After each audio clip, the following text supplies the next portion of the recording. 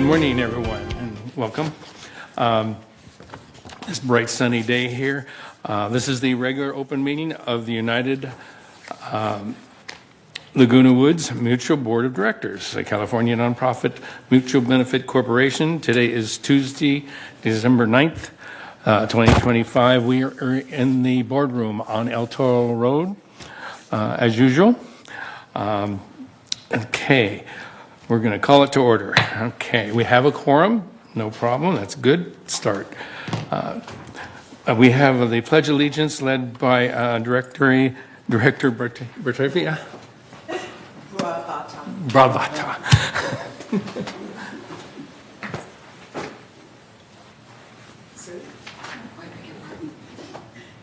I pledge allegiance to the flag of the United States of America and to the republic for which it stands, one nation, under God, indivisible, with liberty and justice for all. All right. Do we have any media in the room? We do not. And if you're online, hello. Can we get approval of the agenda? Motion to approve? Kathy, okay. Second? Murad?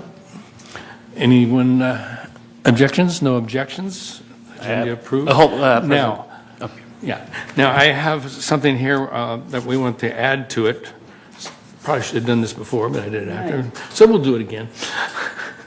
I'd like to amend today's agenda and add to elect the first vice president officer as of 12A of the approval resolution of election of officers as 12B and all new business. Do I have a motion? I'll make the motion.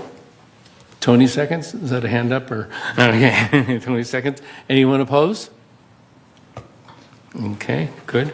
So now let's approve the agenda again. Okay, so we can get a motion to, because I added that to the agenda. Does it need to be approved? Two-thirds. Two-thirds? Okay, can we have a motion? Ellie? Voting? We're voting to approve the updated agenda. Okay. Elsie? Okay. Anyone opposed? Okay. Good. So let's open the nominations for. No, we're going to add that. That's for new business, so we'll do that later in the meeting. Okay. Yeah. Good. So right now will be approval of the meeting minutes. Okay. Let's approve today's meeting minutes. Do I have a motion? Make a motion. Okay. Kathy, a second? I just have a question. Yes. Isn't the deadline today for anyone else who wants to be on the board? That's the board, yes. It's not for the first VP. Yeah. You're absolutely, you're correct. Yeah. Okay, so approval of the meeting minutes. We had Kathy made a motion. Murad seconded. Anyone opposed? No one opposed? Okay. That was for November 13th and 26th. Is that correct, Paul? Mm-hmm. Yes. Okay. This is my turn. Welcome, everybody. Like I said, Georgiana made a good point today is the 5 o'clock cutoff for applications for the 2 open slots that we have. One is a two-year and a 3-year. Okay. Yesterday's election of our delegate to VMS took place. Mickey Choi is now a part of the VMS board. I think that's going to be a great spot for Mickey. I think she'll not only like it, but she'll be a good add-on to their board. Real good. So,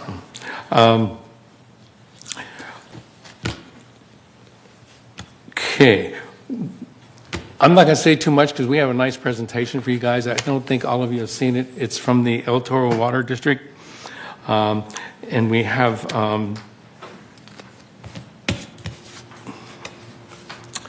Hannah and your name? Dennis. here to do a presentation. I think you like this. This is about the improvements to the Sevilla waste lifting station, they call it. So go right ahead. So real quickly, and Hannah's going to do the presentation, I just wanted to say I'm Dennis Cafferty, the General Manager at El Toro Water District, and we very much appreciate the opportunity to be here. We've done this similar presentation for committees at GRF and United, as well as the full GRF board. And so we're excited to do it today for the United board. It's an extremely important project for the district. It's an extremely important project for the United community that are the primary beneficiaries of this existing facility. So we always appreciate the very collaborative relationship we have with this community. So again, we appreciate the chance to be here and talk about it. So I'll pass it off to Hannah, who is leading the project for us, and she'll share with you the details. Thank you, Dennis, and good morning, everyone. Thank you for coming and letting us present on this project that's very near and dear to us. Improving the Aliso Creek Lift Station is of critical importance, as we hope to explain throughout the course of this presentation. So that's our primary objective, is to explain why we're doing this project, and also to explain how it would impact United, which is the community that this lift station largely serves. It's really here for you. And finally, once we conclude the presentation, this is the last of our currently planned roadshow of presentations. And so our next step is to enter into some more formal memorandums of understanding and temporary construction agreements so that we can memorialize what we agree to once we want to start actual construction. Okay, next slide. So the Aliso Creek Lift Station is located within your community. Here on the map, what you see is our service area. And in the red outline, that's the sewer shed that the lift station serves. What you see also in red lines on the map are our gravity sewer collection system. So you see a lot of red lines. We have a lot of pipe. And in pink, you see a couple lines. Those are our force mains. We have 11 force mains because we have 11 lift stations. But what you can see is there's a lot more green than pink. That means most of our flow enters into our lift stations via gravity. That's how it exits your home. It's just flowing in sloped pipe down to a low point from which we ultimately have to pump it. So the Aliso Creek Lift Station is located within United, and how it works is, can you go to the next slide? It collects the gravity flow from that collection system piping from two upstream lift stations. So our Mathis and our 4920 lift stations, they collect from smaller sewer sheds, but we have to collect there because there's low points that then we need to pump up to a high point. And then from there, it'll gravity flow into Aliso Creek, which then pumps up into another high point where it gravity flows into our water recycling plant for ultimate treatment and disposal into the ocean. So that's what a lift station is. What it does is it helps us overcome basically the elevation differences. The topography of our service area is varied, and so we have to place these multiple lift stations where they are. They're really best sited based on that topography. Next slide. So the lift station has been in place since 1966. So our lift stations typically, we think structural could last up to 50 years because this is a really highly corrosive environment. As you can imagine, we're collecting raw sewage. It doesn't do nice things to concrete. So at some point, you do need to do some rehabilitations. Mechanical components can last up to 20. We're looking at almost 60 years for this lift station. It has served long after we have expected it to. Of course, we've done minor repairs along the way, but we're at the point where Band-Aids can no longer fix the problem. So what you see on the slide is an aerial view of the lift station. You can see a couple pieces of equipment located at the top. That's largely our electrical equipment that powers the lift station. And then we also have, of course, our lift station itself in the middle of the site. And so what that is it's a concrete 2-story structure that goes deep into the ground. And the wet well, we call it, is the concrete box where all of the gravity flow enters. And from that wet well, at the bottom story of the lift station, we have pipes that bring the flow into grinders so that we can grind up any large solids so that then they can get processed and pumped So that will, the pumps pressurize the sewage up into the force main that is then below the street in Avenida Sevilla and conveys it over to the next high point so it can get to the recycling plant. So most of the magic is happening underground. And where we're at is not only is this aging infrastructure that needs replacement, but we also are facing some capacity issues. So when we have storm events, we have a separate stormwater and wastewater system in this city, but we get additional flow during storms. There's both the surface flow that can enter in from the holes in manholes. There's also the saturated groundwater that can get into the piping. And so what happens is we see these surges during storms that increase the capacity required for the lift station to process. And right now, with the aging infrastructure impacting the pump's efficiency, with the increase in the flow that we're currently processing, all of that combined, we're reaching the capacity limitations of the lift station, and we need to upgrade that so that we don't run into a problem where we can no longer process the amount of volume that's getting into the station. The station is located right on the corner of Avenida Sevilla and the Upper Aliso Creek Trail.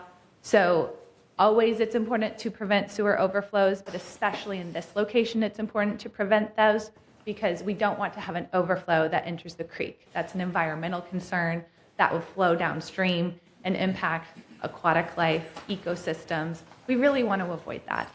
So we've looked into a lot of alternatives, and in the next slide, what you can see is ultimately where we landed. What we're proposing is an over $9 million investment in improving this lift station. We did an alternatives analysis, and this was the best way to address the lift station, the most cost-effective and with the least impact to the community. So what the project will do is we will essentially build a new wet well within our existing site. In order to accommodate that, we're going to corner off the site where currently we have that 45-degree angle, sort of the access gate there in the bottom right corner. Now we're going to move the access gate to be more of a 90-degree turn off of Avenida Sevilla, and we'll have this brand new wet well with pumps within that circle. So it's about 30 feet deep, 3 pumps will go in there, so that'll increase our capacity. Right now we just have 2.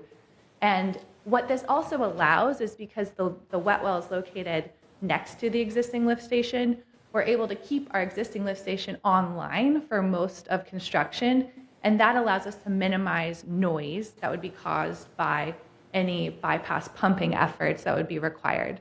So it helps eliminate noise, it helps reduce cost. We're trying to make sure that the impact to the community is the least it can be during construction. What we will do also is we'll be moving around some of those above ground components. So the electrical room used to be in the back of the site, now it's going to be right along the trail. We'll move some of the equipment a little bit further to the back of the site to help improve our access into and out of that site. Next slide. We have a rendering of what we believe the new lift station will look and feel like. So on the left-hand side, you can see the before. That's what this lift station currently looks like. The new project will improve the aesthetics drastically for the lift station. So what we've done is we are going to reconstruct the wall completely. We only needed to do a portion of the wall, but what we decided to do is go ahead and replace the whole thing so we didn't have a patchwork look. We want it to look nice for you. We also are increasing the level of screening around the site. Right now it's a 6-foot wall about in height. It will become an 8-foot wall. That's based on input from your staff that we want to increase that screening for passersby. There'll be nice new CMU block wall, and the look and feel of the access gate is going to be a lot nicer than what you currently see, that flat sheet metal. We want it to be nicer. What we're showing there is a different design that will improve the aesthetics of the site. Next slide. Here we've just got another view of what it's going to look like. During construction, we will have to remove the trees that are around the lift station, but we will be replacing them with mature trees to still maintain that same level of screening that you currently have. Next slide. So the good news is that right now we have time. What we're working on is our grant application process. We have submitted a grant to Cal OES, which is the state subsidiary of FEMA. So that's the Federal Emergency Management Agency, and they have a grant program that exists for projects like these. This is a project that will reduce the impact of a natural hazard, a severe storm, and so because of that, we're eligible for funding up to 75% of our total project cost, but we have to go through a pretty extensive process in order to get that funding. So it's a 2-year process. The earliest NTP, notice to proceed, that we would get would be in fall of 2028.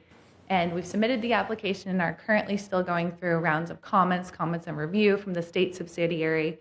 By early next year, we expect for our application to get moved forward to federal review.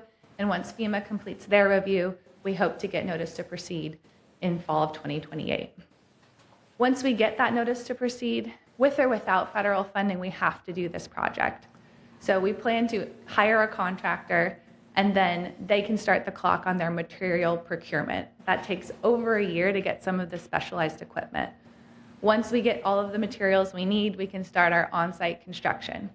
So on-site construction will last just over a year, and we expect that to be from 2030 to early 2031. Now, the next couple of slides are going to walk through what, during that year, 13-month period, are going to look and feel like for the United community that lives near the lift station. So our first impact to the community would be that we want to close the sidewalk right next to the lift station. Now, this isn't just because, it's because during the construction, it's not safe to walk next to the lift station. We will be having a lot of heavy construction equipment going in and out of the site. And so we want to prevent any safety issues by closing off that sidewalk completely. And so to make it safe still for the pedestrians, we would stripe a walkway on either side so it's clear where they should go to the other side of Avenida Sevilla so that no one's accidentally walking by a heavy construction site. Next slide. In addition, for the same reasons, we're recommending that we close both parking lanes on either side of Avenida Sevilla. So right now it's a 36-foot wide road, and right now you've got 8 feet for parking on each side and 10 feet for two-way traffic. We understand maintaining two-way traffic is of critical importance, so we are maintaining that and actually giving you a little bit more space for that two-way traffic than you currently have. But we're recommending that we close about 175 feet of length of parking, so maybe about 12 parking spots on each side that would no longer be accessible during the duration of construction. To help make this safe, we would restripe the median, we would put stop signs on either side, and we would rope it off, sign it off so that it was very clear that you can't park there. Again, this is for safety. We don't want parked cars right where construction traffic's going to be. We don't want there to be any risk of cars getting damaged or drivers getting hurt.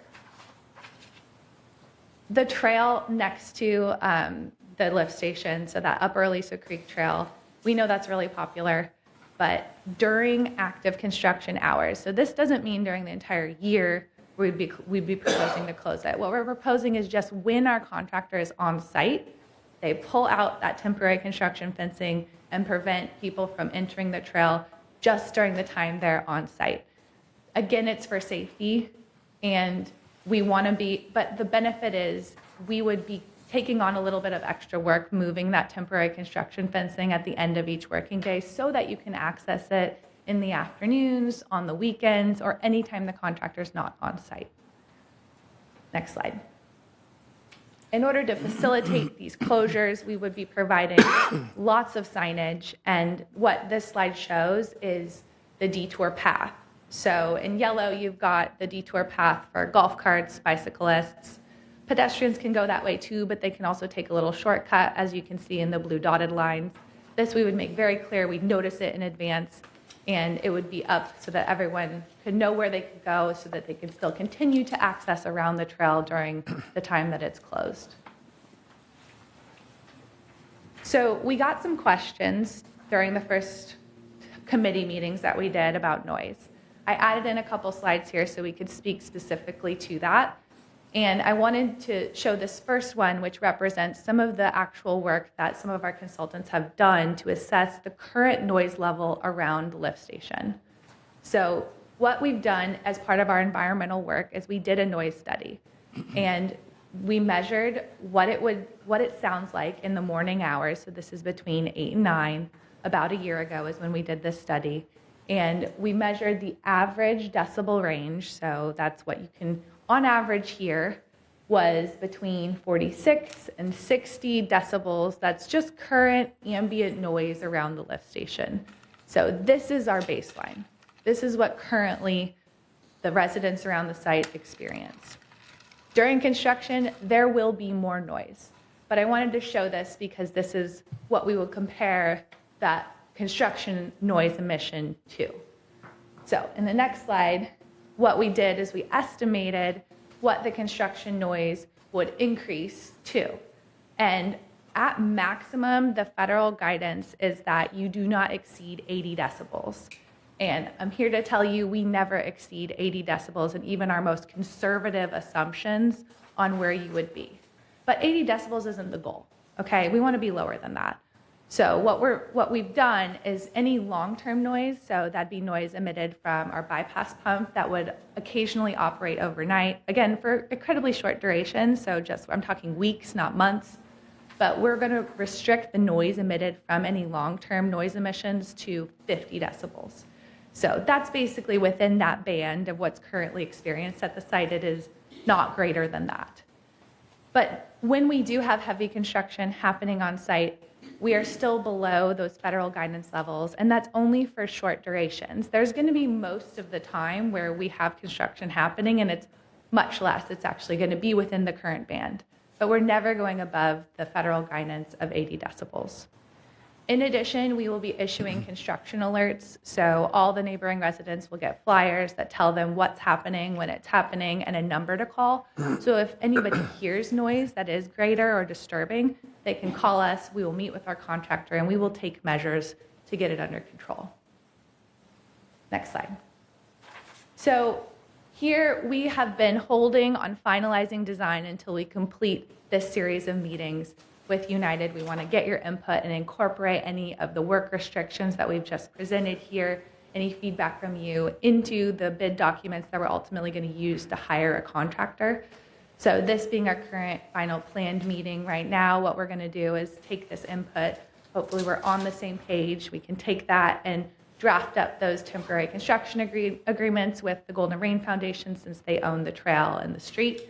And we'll memorialize those so that really we have a guide for how we all agree our contractor should behave. Next slide. So to recap, I hope that through this presentation, you've understood the critical importance of this project. And I hope you understand that the purpose of this lift station entirely is for United. So by doing this project, we are benefiting United. But during construction, in order to realize these benefits, we are going to have some impacts to the community. The nearby residents are going to hear some noise. There's going to be trail and street closures, and we want to work with you to make the impact of those restrictions as little as possible. And then finally, we hope to incorporate all this feedback again into those documents that we can use as the guideline for how we keep moving this project forward. So with that, I'll take any questions.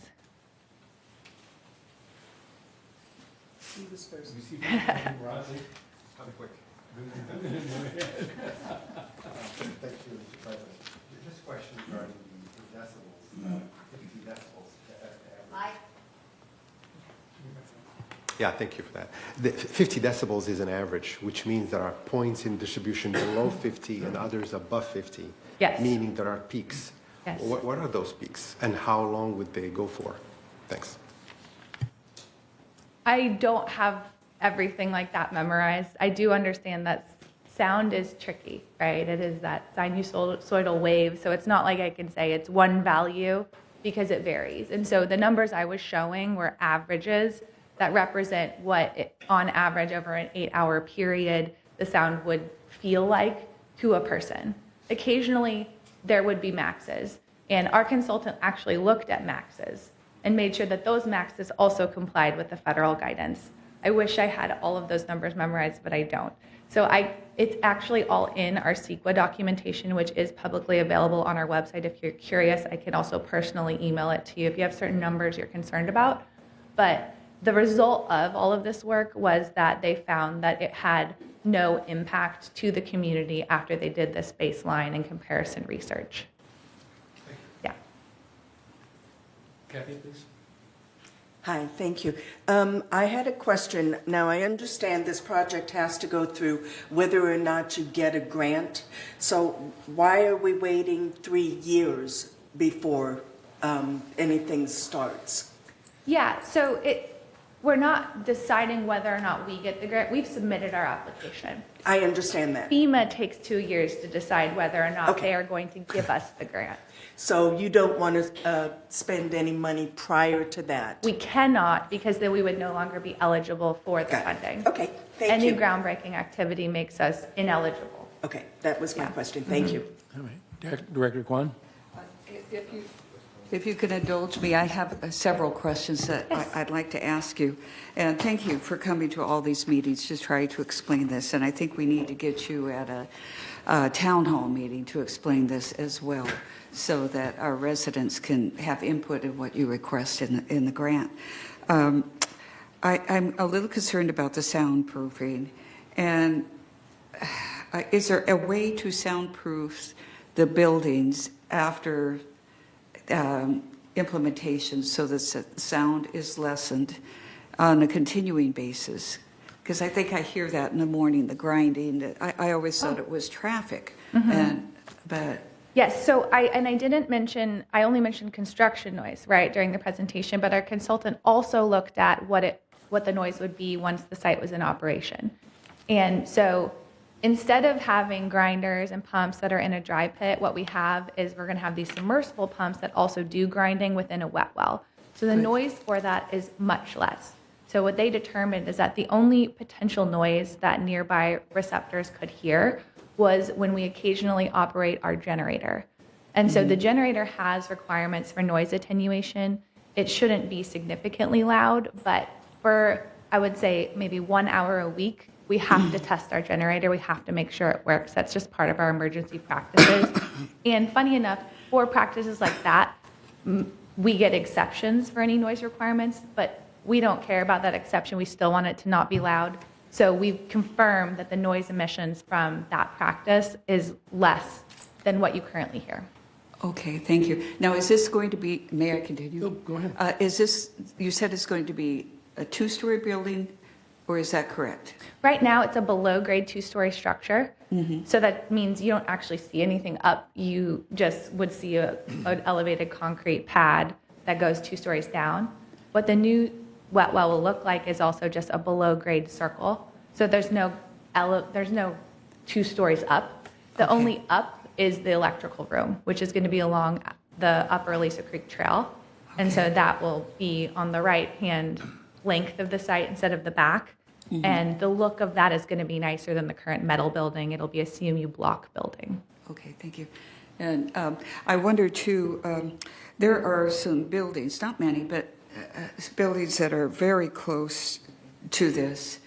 And should we be asking that the windows be replaced to increase the soundproofing for them, you know, because it does impact the value of their homes if there's noise, if there's continued noise. So if we need to do that, we need to tell you sooner rather than later so that you can request that. And does that seem like a reasonable suggestion? It's not one we've ever received before, so it is unique. I understand the concern, though, and Yeah. I think what we would want to understand is, would there be an increase in noise that's going to be incurred by this lift station beyond what's currently incurred? And through our noise study, it did conclude that no, there was not going to be any increase in noise compared to current. So in terms of long-term use, the status quo is maintained, if not better. The construction noise we can't get around, but we are in compliance with all regulations that are set for construction noise. So with that information, I would ask, is it still necessary? And if it is, then we can continue to have those conversations. Okay, maybe we should look at that. And then the 12 parking spots on each side will be eliminated during this time period. And I understand that you need to have the sidewalk closure and the 2 lanes. But is that,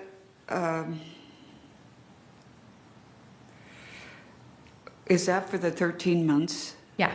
13 months, okay. And I would imagine that the sidewalk will be damaged, and you're including that in the grant? Yes. To have that replaced? All and- surface restoration, sidewalk, and the asphalt on the upper Aliso Creek Trail would be restored. Okay, great.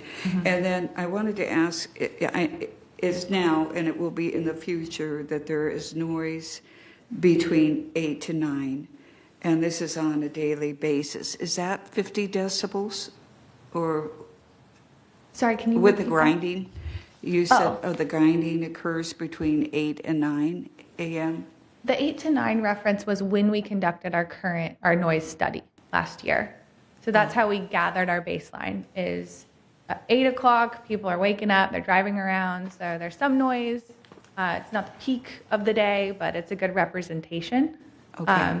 Currently, grinding practices are continuous. So anytime you're on site and you're listening, I can't hear it unless I go down into that second story of the structure. Okay. That's me personally. If you have maybe more sensitive ears, I'd be curious if you can hear it. But it's a continuous practice. The once a week, the louder noise emission is when we go and we test our generator. That's part of our standard practice to make sure that our generators that are there in case of an emergency will work if called upon. Okay. All right. Thank you. Thank you. That's very helpful because when I walk by then, I'd never hear it. Those were my questions. Thank you. Tony, go ahead, please.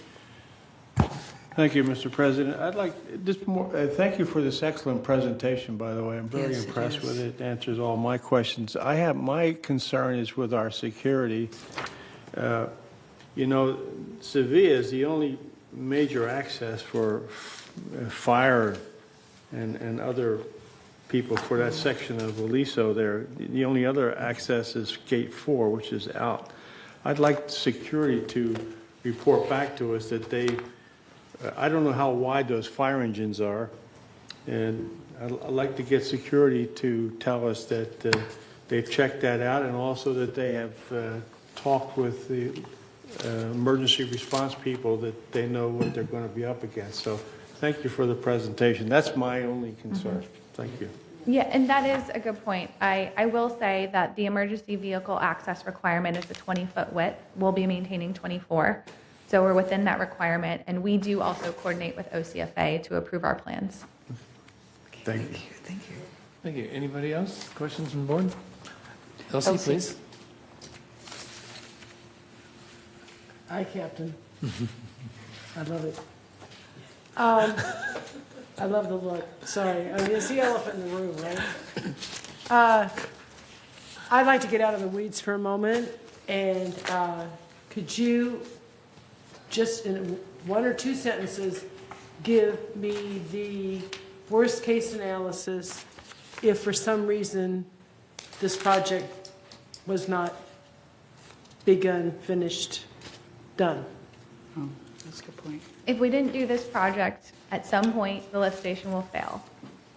And the lift station would fail. It would no longer operate. So what that means is sewer overflows. You flush your toilet and it doesn't go Thank anywhere. you. That's what I'm trying to get. Yeah. So we got overflowing toilets, probably maybe Streets full of sewage. overflowing, Oh, good. and not just the sewage, but during flood times, right? Right, even more.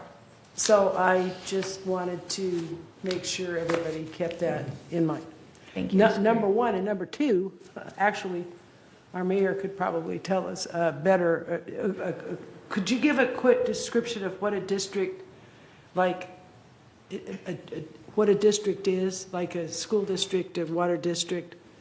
Are you prepared to? I can try. Well, let me take that one.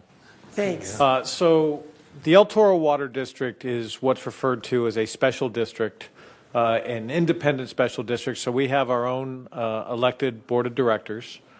Same ballot when you elect the president and senators, likely there'll be water district board elected officials on those ballots. So we function independently, but are responsible for compliance with a variety of regulations at the state and federal level.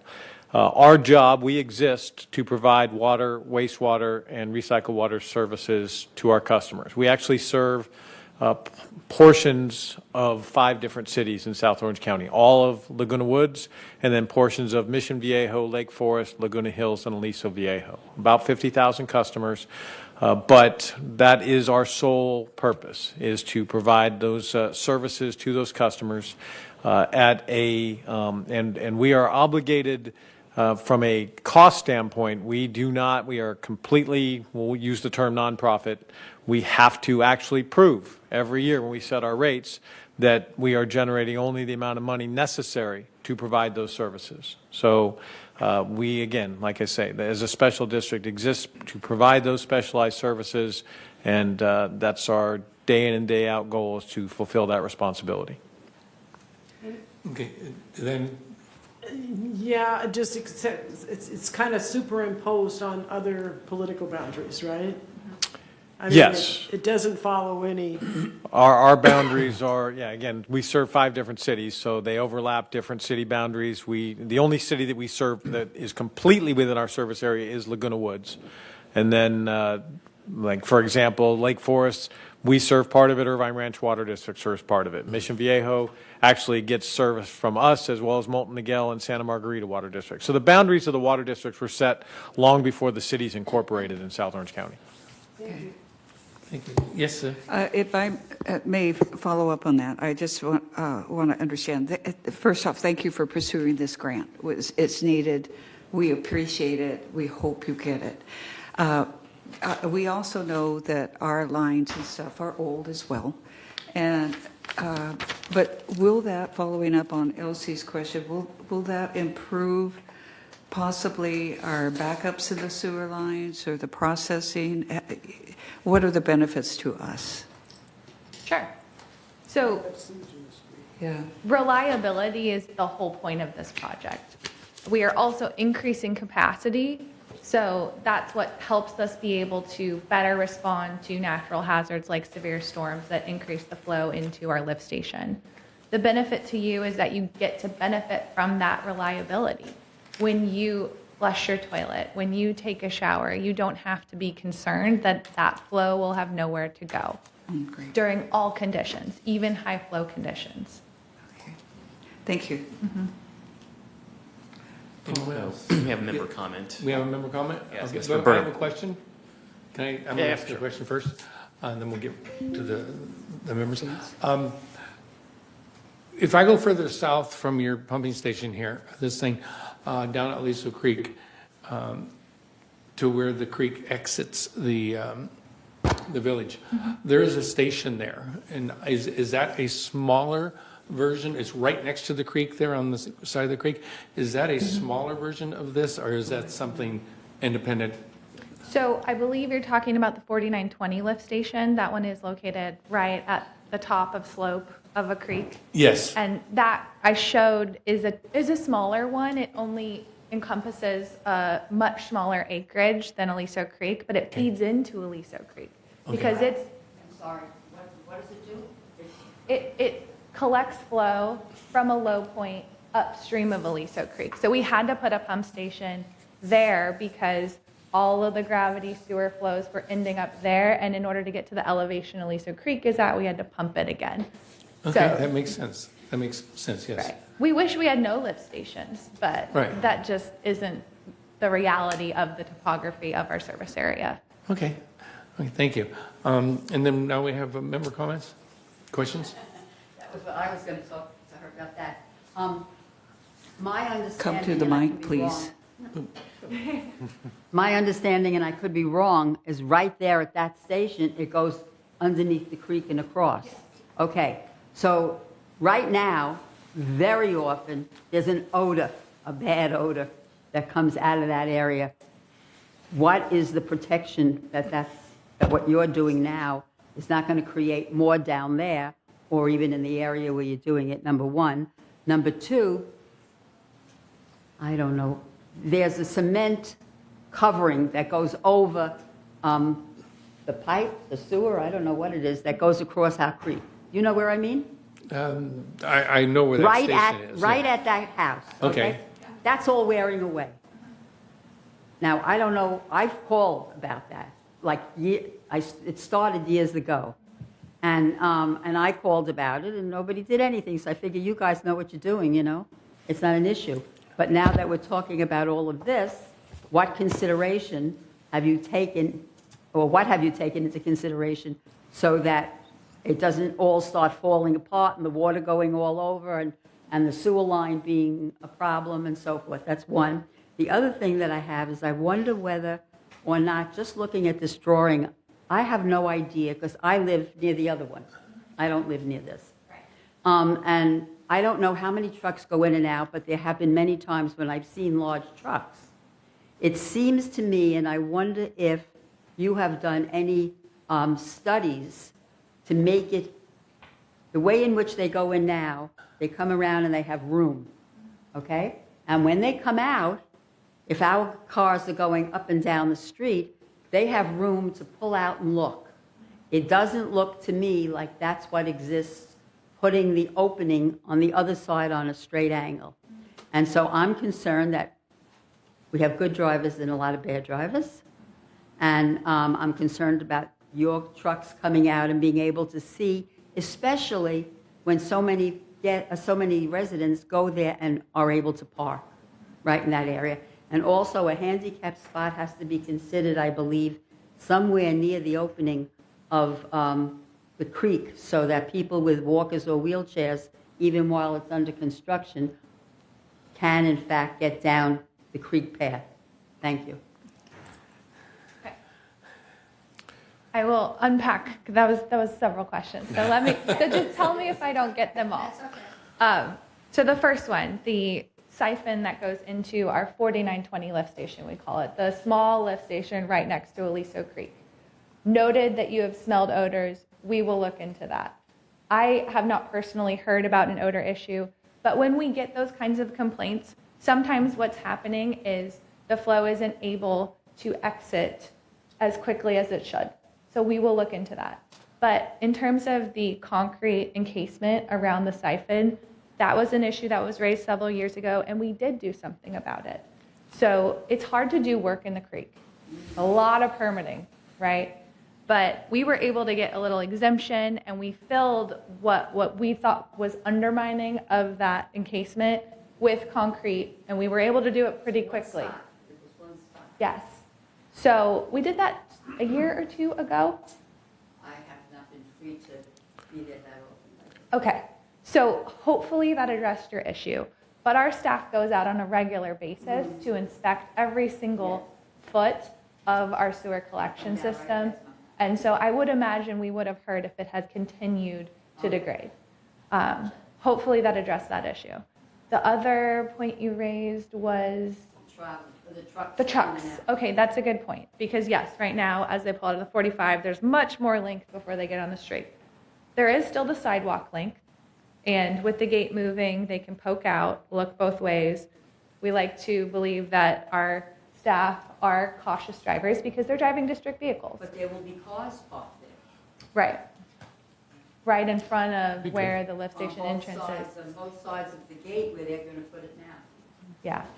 Well, let me jump in. Where we're going to put the gate, there'll have to be a driveway. Yeah. So there won't be any cars parked right in front of the gate. But they have to be able to see. Understood. Yeah. And let me just emphasize as clearly as I can that safety, both for our staff as well as the community we serve, is critically important to us. So whatever we have to do, and typically speaking, when we have somebody doing maintenance at the site, it's never one person.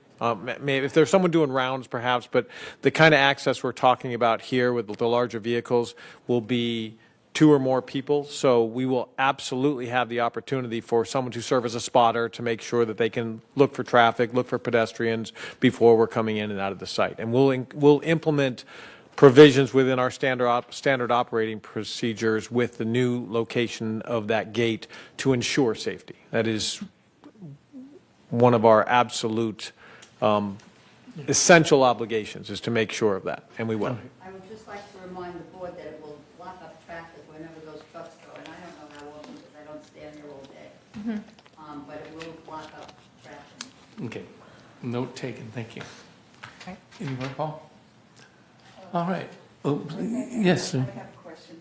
And we can't, this is on our agenda for later, so we can't ask you now because it hasn't been decided. But on the second Friday of the month, we have town halls. Oh, we've already, yeah, Yes. they've already, we've covered that with them. Okay, so would you be available on the 12th if we so choose? It's just another week. Okay. Yes, we love giving presentations, so any meeting you want us to come to, we will make ourselves available. Okay, that's a discussion for later, but I wanted to check availability. Okay. Thank you. All right. No more questions? Thank you both very much. This is a great presentation, and like Sue said, we'll definitely get you into a town hall pretty quick here, because I think the residents will like to see this too, and we'll have plenty of time for questions there too. Definitely. And just to sum up, and we, again, as Hannah said, and I used the line earlier, and I've said it many times, we don't turn down invitations. So we're more than happy to come Yep. talk about this or anything else, for that matter, that the community's interested in hearing about from us. We do need to get to a point where we can get some understanding of where we go, because our next step will be to be memorializing what we're going to do in writing. There'll be some agreements that'll ultimately have to go to GRF. And the sooner we can get that done, it's not necessarily, and on Hannah's slide, it kind of targeted the end of the year. That's a date we put out quite some time ago. There's no drop dead deadline for that. But the sooner we can have assurance that we're all on the same page and document that through those agreements, then we can complete the design, because the final part of the design has to know exactly how we're prosecuting this project. So again, as soon as we can get to a town hall, we'll be happy to be there. But we do need to kind of wrap up things so that we can make sure that we can give the direction to our design engineer that they need to complete the design. Absolutely, absolutely. Let us know of time and places, or the time you need, and we'll definitely get you then without a problem. Well, what we'll do, we'll take the lead on kind of putting it into writing. Okay. And submit draft agreements for review by GRF. But we don't want to put something in writing that is contrary to what everybody is Right. seemingly okay with. So Okay. we've kind of showed what we want to do with the sidewalk and the lane closure and the trail. That's largely what we'll need to document in those agreements. So we can start working on that. But again, we're more than happy to come to town hall and get any other feedback that we can get. All right. All right. Thank you very, very much. Thanks again for having us. Thank you. Thank you.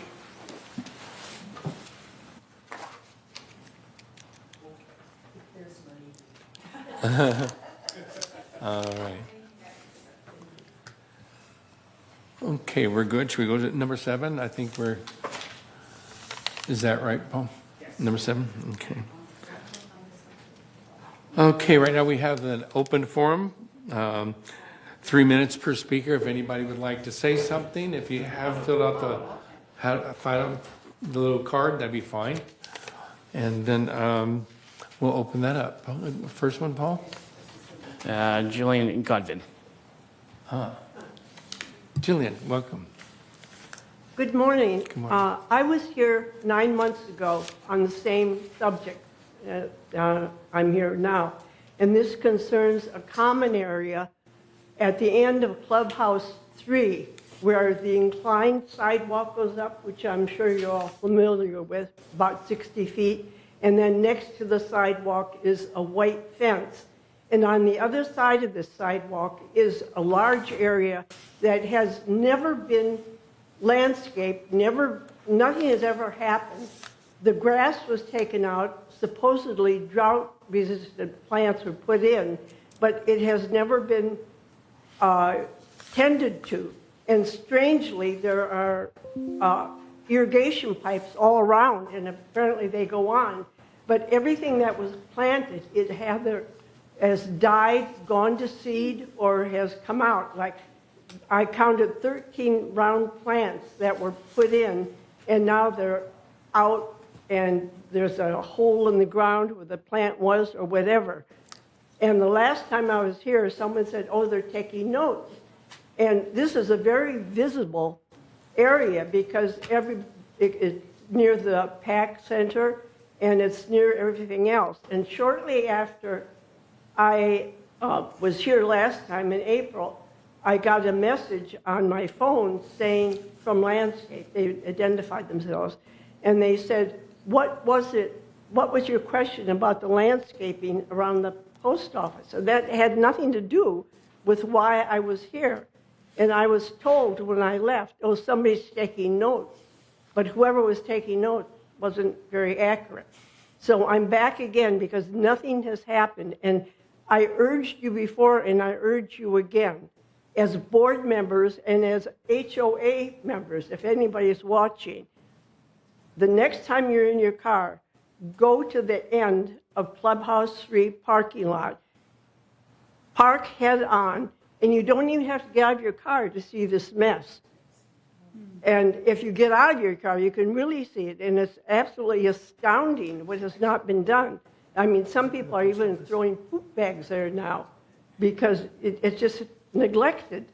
And the strange thing is that when landscaping comes to work around the area, they often park all the equipment down at the bottom of this place. So I'm not bringing to your attention anything that nobody knows about. Everybody knows about it because it's probably one of the most visible places in the village that is used. And why the landscapers will not touch it, I don't know. But if you go and look at it, you will see that I'm not talking weeks or months. I'm talking years. This was a grassy area. The grass was removed. These plants were put in, and they're no longer viable. And nobody will do anything about it. Okay. I tell you, Jen, I have notes. I'm sure we all take, I see people taking notes here. Many of us were not here in April, so. Yeah, I am aware of that. You got new ears and eyes. I'm speaking to a different group, perhaps. Yeah, you got different ears and eyes here right now, and we will definitely get somebody from landscape over there and get back to you. Okay, but as board members, I would like you to see what has not been done for maybe 4 or 5 years. Okay. And it's obvious. It's one of the most visible places in the village. Okay. Thank you for listening. I guarantee you something will get done. Okay, I have to tell you that maintenance of common areas is covered by the Davis Sterling. So Okay. I'm not bringing Okay, the something. next member is Andy McCary. Pardon me? We have Andy McCary next. Okay. Oh, okay, great. Okay. Good morning. Good morning, United President and the Board of Directors. I'm here this morning to talk about something today that's probably one of the village's best kept secrets.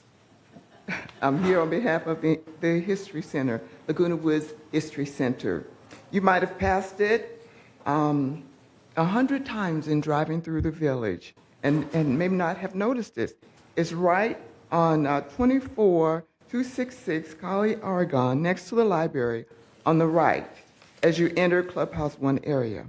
And inside, you will find incredible treasures, the history of our village, prepared, preserved just for all of us at any time we request it. They're open every day, 11 a.m. to 1 p.m., and you can also call and make arrangements and make an appointment to come in and talk with one of the trustees of the center to give you more information or even a tour. Now, what really makes this place special for me is not just where it is, but how it's run as well. The History Center is not affiliated with or supported by any government structure or by the village itself.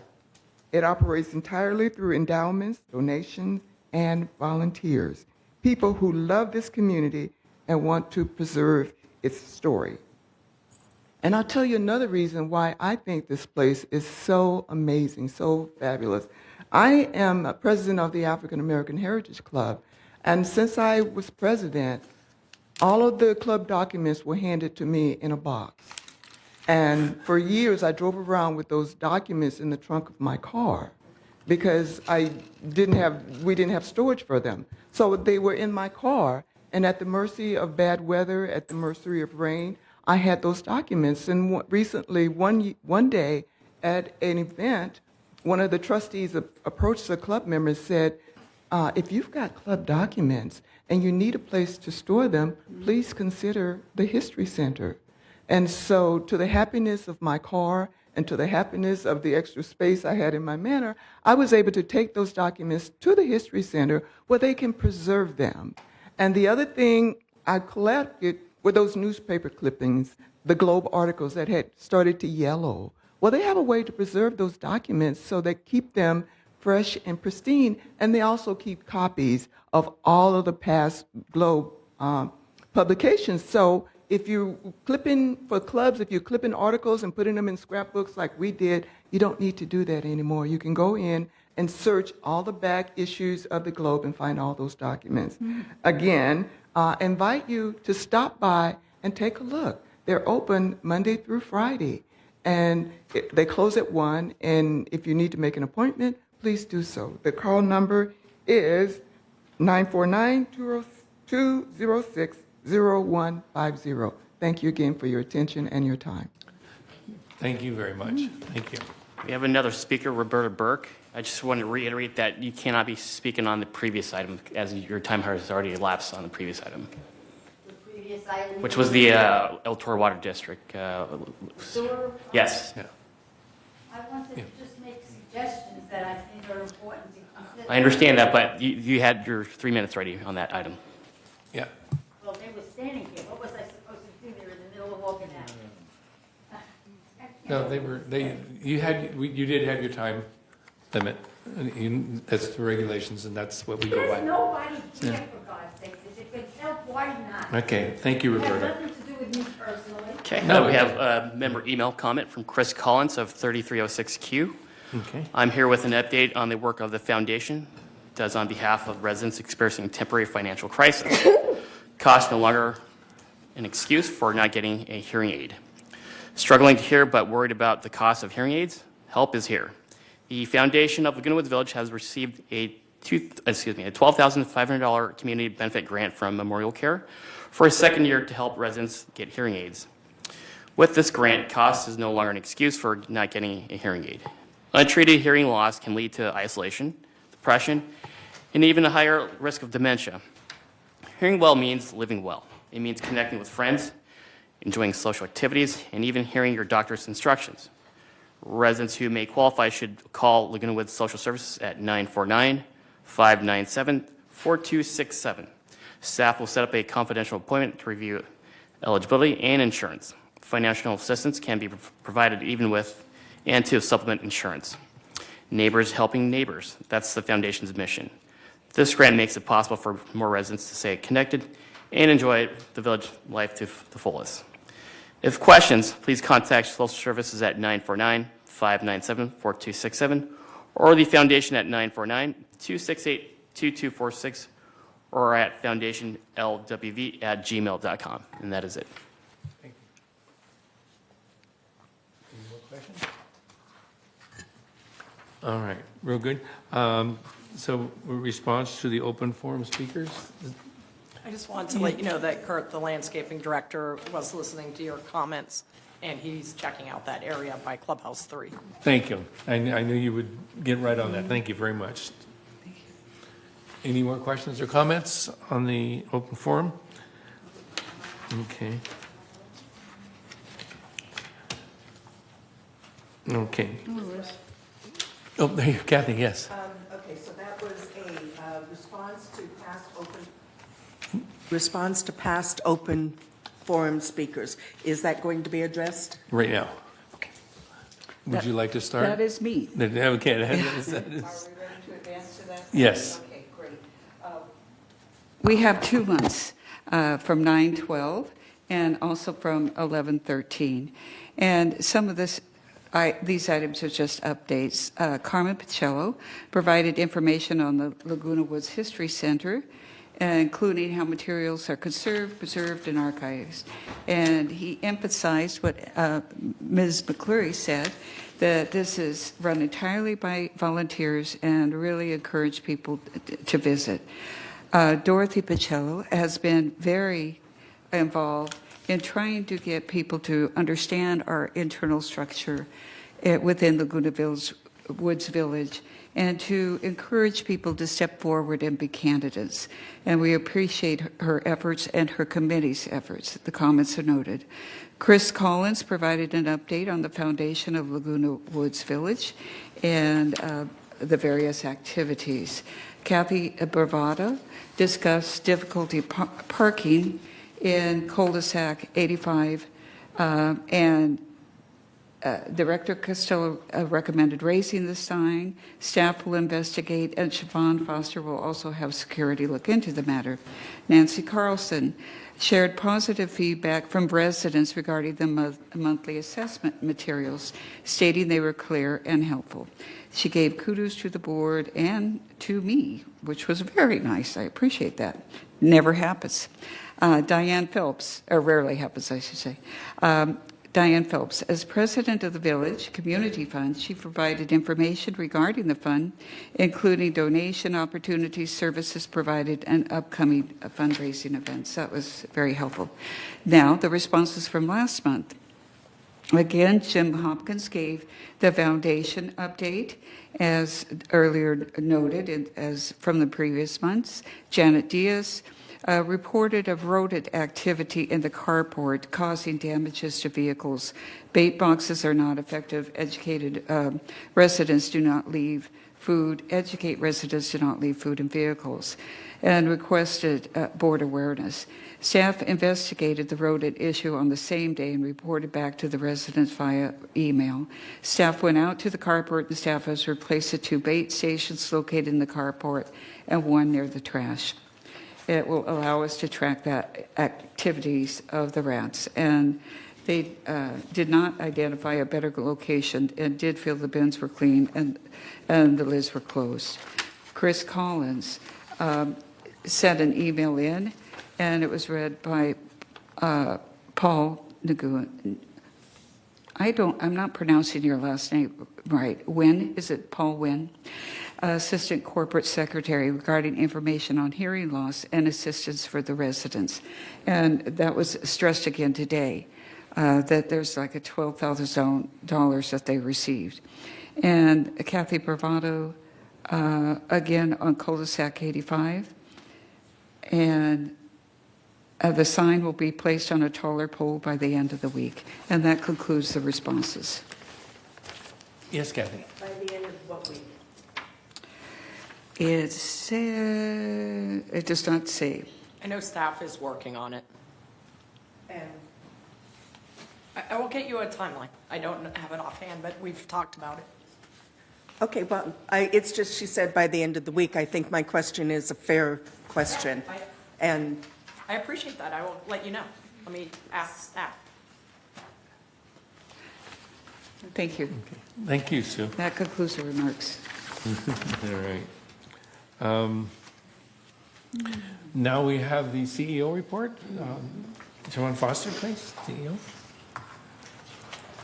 Thank you, President Prater, members of the board. It's my honor to give you an update on some goings-on in the community this morning. I would like to start with a reminder that the annual mailing was sent out, physically mailed on Wednesday, November 26th, and this contains the individual assessment letters, the annual budget report, and annual policy statements. I also want to remind our members that there is a form enclosed in that annual mailing for members to use to update their preferred delivery method for official mutual notices. We ask that members submit this form by Friday, October 3rd, 2026, and if not returned, we'll continue to use the last written address on file. But it's important that residents update their addresses so that they get the important mailings correctly. You can email this form to information@vmsinc.org or drop it off or mail it to the Laguna Woods Village Community Center. I would also like to share some reminders about holiday waste disposal as we head into the season. First is to protect your pipes. Holiday meals generate extra fats, oils, and grease, otherwise known as fog, and these are all common byproducts of cooking. Pouring these substances down the drain can lead to serious plumbing issues. To keep drains clear and running smoothly, we encourage you to allow the fog to cool, then pour into an empty can or jar and place in your green waste container. Wipe pans and dishes with paper towels prior to removing residual grease and washing them. To protect your pipes, we encourage you not to place items such as those listed in the drain. These include meat drippings, gravy, sour cream, shortening, mayonnaise, and so on. Next is the What Goes Where Holiday Edition. place in your recycling container flattened cardboard boxes, holiday catalogs. In the organics bin, you can place small amounts of green waste such as natural wreaths and garlands, small amounts of cooking grease, and uneaten holiday foods. In your trash bin, you can place your envelopes with plastic padding, bubble wrap, wrapping paper with glitter or foil, and bows and ribbons. We also want to share that we've learned that the Irvine Household Hazardous Waste Collection Center will be permanently closing. The final drop-off day is December 31st from 9 a.m. to 3 p.m.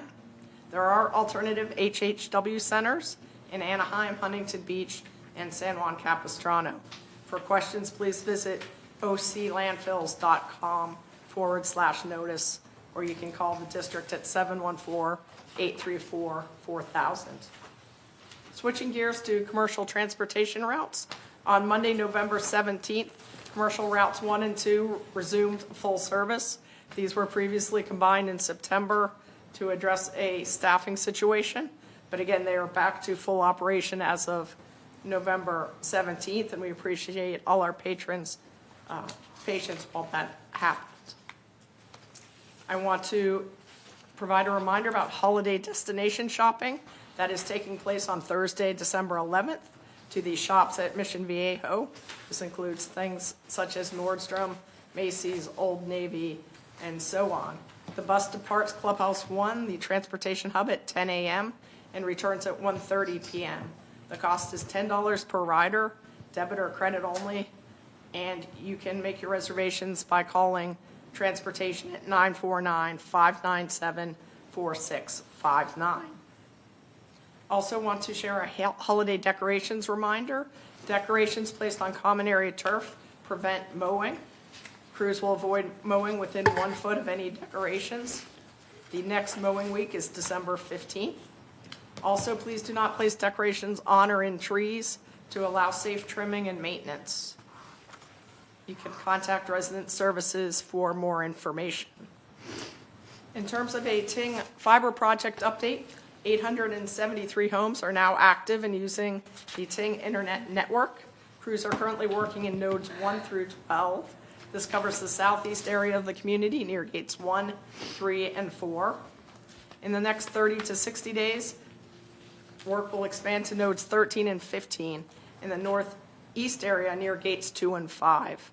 Broadband recently met with Ting and the project vendors to align the work into 2026, and this will also accelerate work moving forward now that they've gotten through the initial installations and have been able to learn from those installations and fine-tune things.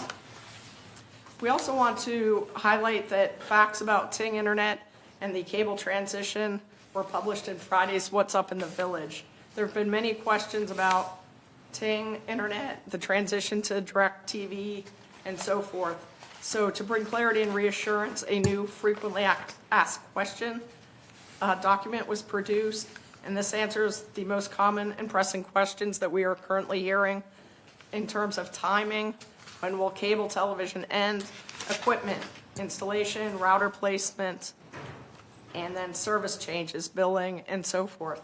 We encourage you to visit the Laguna Woods Village website, go under the news tab, and look for Bringing Fiber to Every Manor to get the most up-to-date information. And lastly, a reminder that safety starts with awareness. Staying alert and reporting concerns helps keep our community safe. For emergencies, please dial 911. For immediate non-emergency concerns, call Security Services at 949-580-1400. That's available 24/7. And you may report possible rule violations via the community rule violation form found online.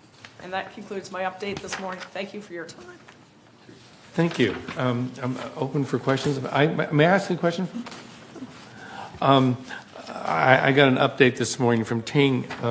So 879 are completed. This numbers really seems like it's progressing very slowly. I know the pre-wiring, I see these guys going down and just knocking them dead. I mean, the guys are good and they know what they're doing, but I see a very slow progress on installations? Is there something, As I mentioned, they wanted to fine tune the initial installations so they can then accelerate. Okay. And so as we move into the new year, you'll see acceleration of the personal installations in the manors. okay, thank you, thank you. Rod, please? Thank you, Mr. President.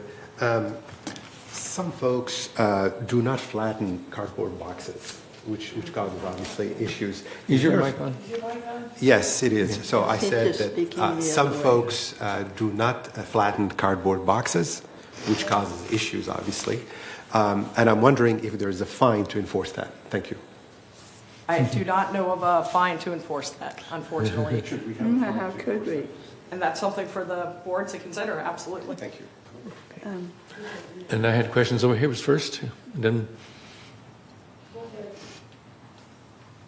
My question is concerning the Ting installation into the units. You said there's a website to go to find out when our neighborhood is going to be, where they need to have access. How much notice will we be given prior, or do we have to actually look it up ourselves? You're given, no, you reached out to by telephone and by email 60 to 90 days in advance of your installation date. Okay, so even though they're very close in my area, I won't be notified first. You'll get plenty of advance notice, but So it'll be like next year before they actually have to come into my unit? I would imagine so. I can check your No, particular no, okay. address. Yeah, That's fine. If they'll notify me, that's fine. I was just curious as to when we'll be told about it. sure. Yes, and again, they reach out to you. Okay, Thank you. perfect. I haven't heard anything yet, so, thank you. Yes, Elsie? Thank you. I was just wondering, and thank you, Siobhan, for this good presentation, as always. The city of Laguna Woods, I'm sorry, this is on the hazardous waste closure. In Laguna, I used to take my batteries, I hate to make it about me, but I'm not alone. No, We used to take odds and ends of hazardous waste over to the city. And are they still going to have that service? Oops, she left. They still accept batteries, and I know there is a curbside pickup that the city offers as well. I can get you that information. Oh, that's good to know. That is, I really appreciate that, because I don't need it often, I save it, but, and it's not just me, I mean, I want to encourage people, because otherwise it's just going to end up in the landfill. Okay, why don't we'll include it in an upcoming What's Up in the Village so everybody has access be to that great. information. Thank you. Yes, Kathy? I have a question, and I'm not sure if this is appropriate. Last night at Gate 3, there were 5 or so police cars in that area. Do you know what that was about? I mean, I had to go around, but I do not, but I can find out and report back this afternoon. but it wasn't anything with our community. Again, I'll double check and report back this afternoon. Okay. It may not have pertained to the community. Yeah, we don't get notified when something's outside the wall. They may have driven there. Okay, so if an incident happened, we would know, and Shafan is real good about letting us know. Yeah. Any more questions? Cynthia has her hand Okay, Cynthia, yes, thank you. Good morning. Was that last night you were talking about, or the night before when all those? It was last night, around 5 o'clock, last night. thereabouts. Well, that was not me then. I thought there was a car accident the night before. There was a car accident the night before, and there were a whole bunch of vehicles there, but that was different. So I will bow back out. Thank you. Thank you. All right. Very good. We're going to move on to the consent calendar. All matters listed under the consent calendar are recommended for action by committees and will be enacted on by the board in one motion. In the event that an item is removed from the consent calendar by members of the board, such items shall be subject to further discussion and action by the board. Okay. So we're going to approve these all at once, right? Okay. Can I get a motion to approve the consent calendar? Oh, Kathy, yes. I have a question. We And usually I- do and I- questions after the motion, is that, Oh, yeah. Yeah, let's get the motion, and then we do questions. Okay, we have a motion by Director Kwan, and Elise is the second. Elsie? Anybody opposed? Okay, now we have discussion. okay. The consent calendar, and I apologize being new. Is it everything on this page, or It's everything on item 10. just on item Yeah, 10? 10A through F. 10F? Yes. Yeah. Okay, and that doesn't have anything to do with 11A, okay. I have several questions on 11A. Thank you. No more questions? Okay, do we have anybody opposed to the consent calendar? No opposed, so it's a pass. Oh, we're voting. We're good? We're good, okay. That's okay, mine isn't either, so we're good, we passed it. Wait? You said if there was any opposition. I just asked if there was any oppositions. Right. The motion was made, I know, that, yeah, right, he was doing this thing. there we go. We have it made by Prater and Bravada, and there were no objections, so it passes Passes. unanimously. Okay, it's passed. Oh, because there were no objections. Right. Right, right. No, that's okay, there's two ways of doing it. Sometimes you go, is there any? Generally speaking, for the consent calendar, you guys don't vote on it. You ask the question if there's any Yeah. oppositions, then we'll put in the votes for you. But for the other items, yes, we'll have you guys vote on those. Okay, No, I got it, I just missed that. okay. All right.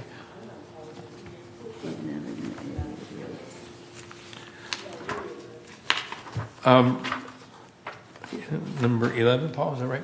Yes, we're on 11A, 11A. disciplinary update with 11A. Francis.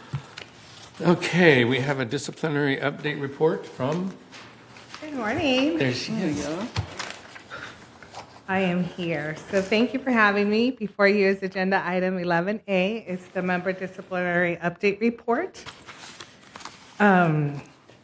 So the table that you have in your report is the snapshot of disciplinary cases from September to November of this year. We started off the month with 341 cases and ended the month with 342 cases. Of noteworthy items, we have an increase in clutter items overall. We also have an increase of illegal occupancy and landscape items, which is very typical and on trend with this time of the year. So we do expect those items to kind of start tapering down at the beginning of the year. And then in addition, or as well as that, we do have noticed that maintenance items have decreased in the last month. So that concludes my report, and I'm available for questions if the board has any. I have a question. Just for clarity, I think for everybody, it is the holidays and a lot of people are having people come in, okay, and give them the pass and they come and visit. What is the time limit for a person to be visiting or coming on board with somebody in the village before they need to get approval? So your governing documents allow a 60-day guest limit. Okay. So that's 60 days in a 12-month period. So it's not in a calendar year, it's in a recurring 12-month period. So on day 61, per your governing documents, you're considered an occupant to the unit, and unless you've gone through the board approval process, you're considered illegal occupant, which is in violation of the rules. Okay. Thank you. More questions? Kathy, I think you were first. My question is, how many of these issues have actually been resolved? Or are all 342 still open? Or all 342 still open? The 342 are still open.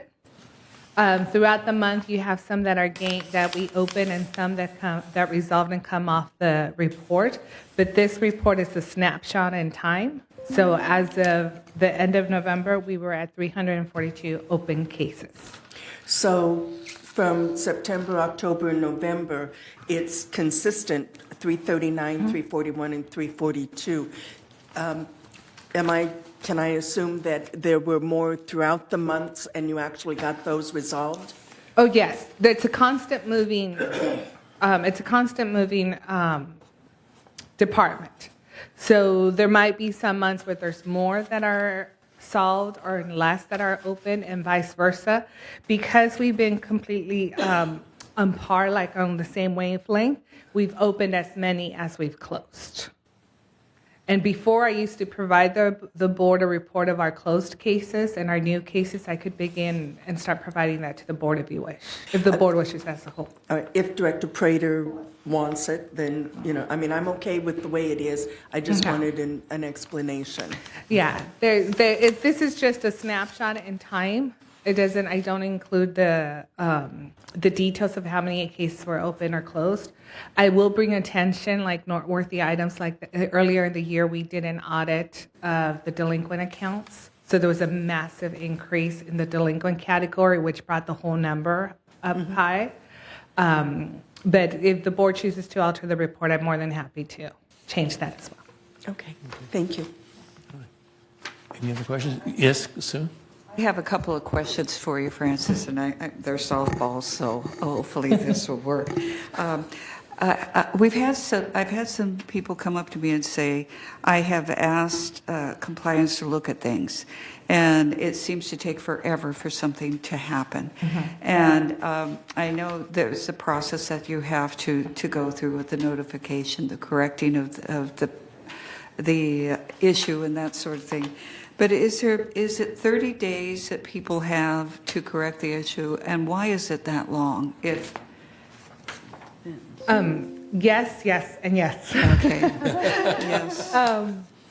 So currently, let me backtrack a little bit. Yes, we are required by your governing documents and by state law that certain requirements have to be met. So the board does have to give the member ample time to cure the violation.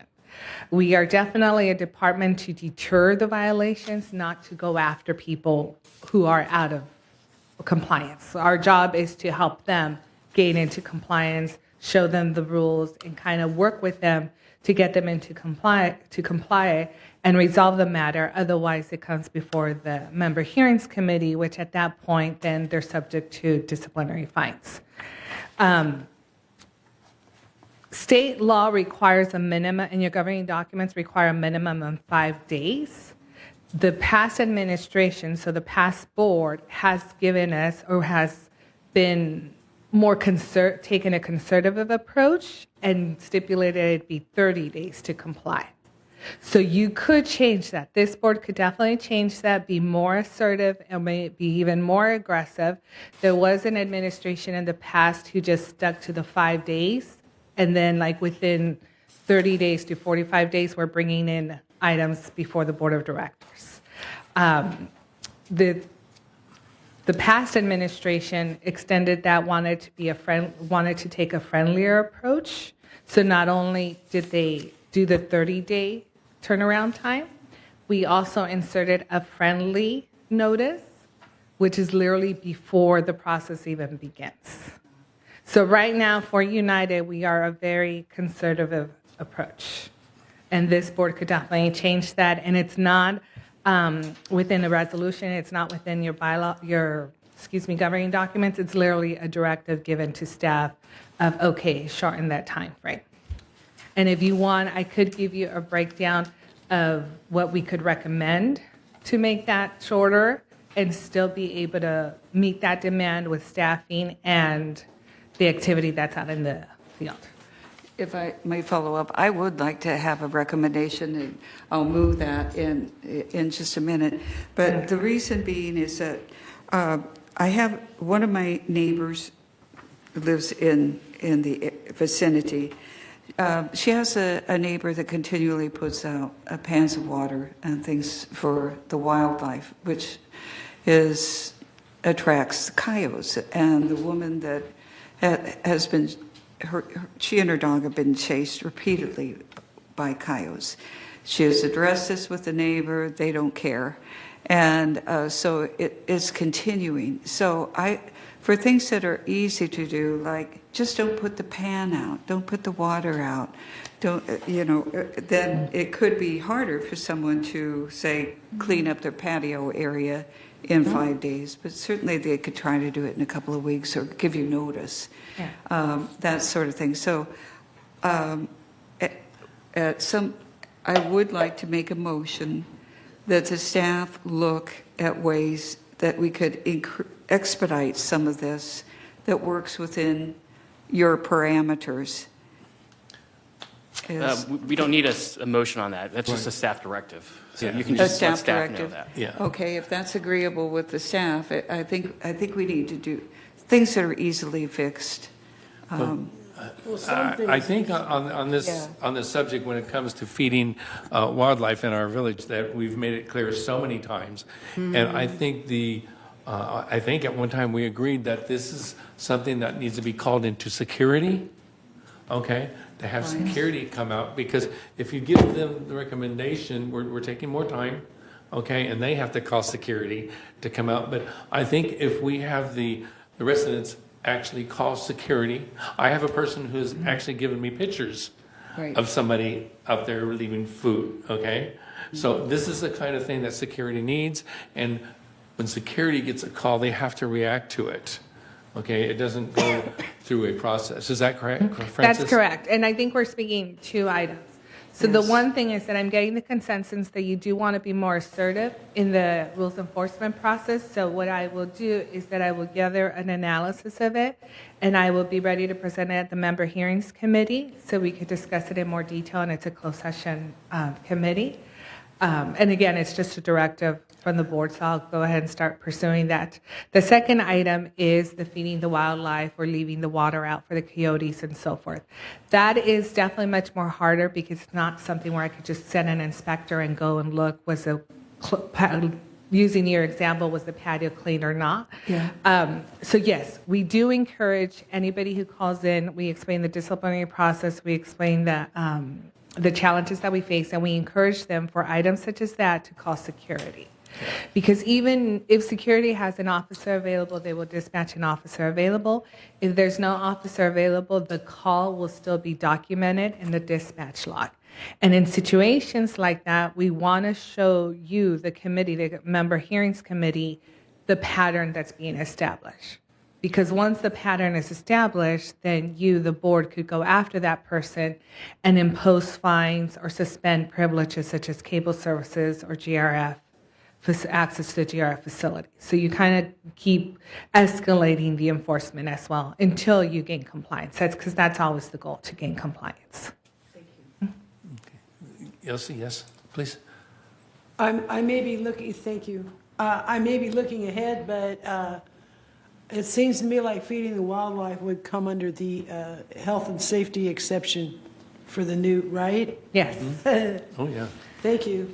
Yes, that is correct. It would become under the health and safety violation, so the committee would find them as such, which means that their fine could be up to $500 per incident.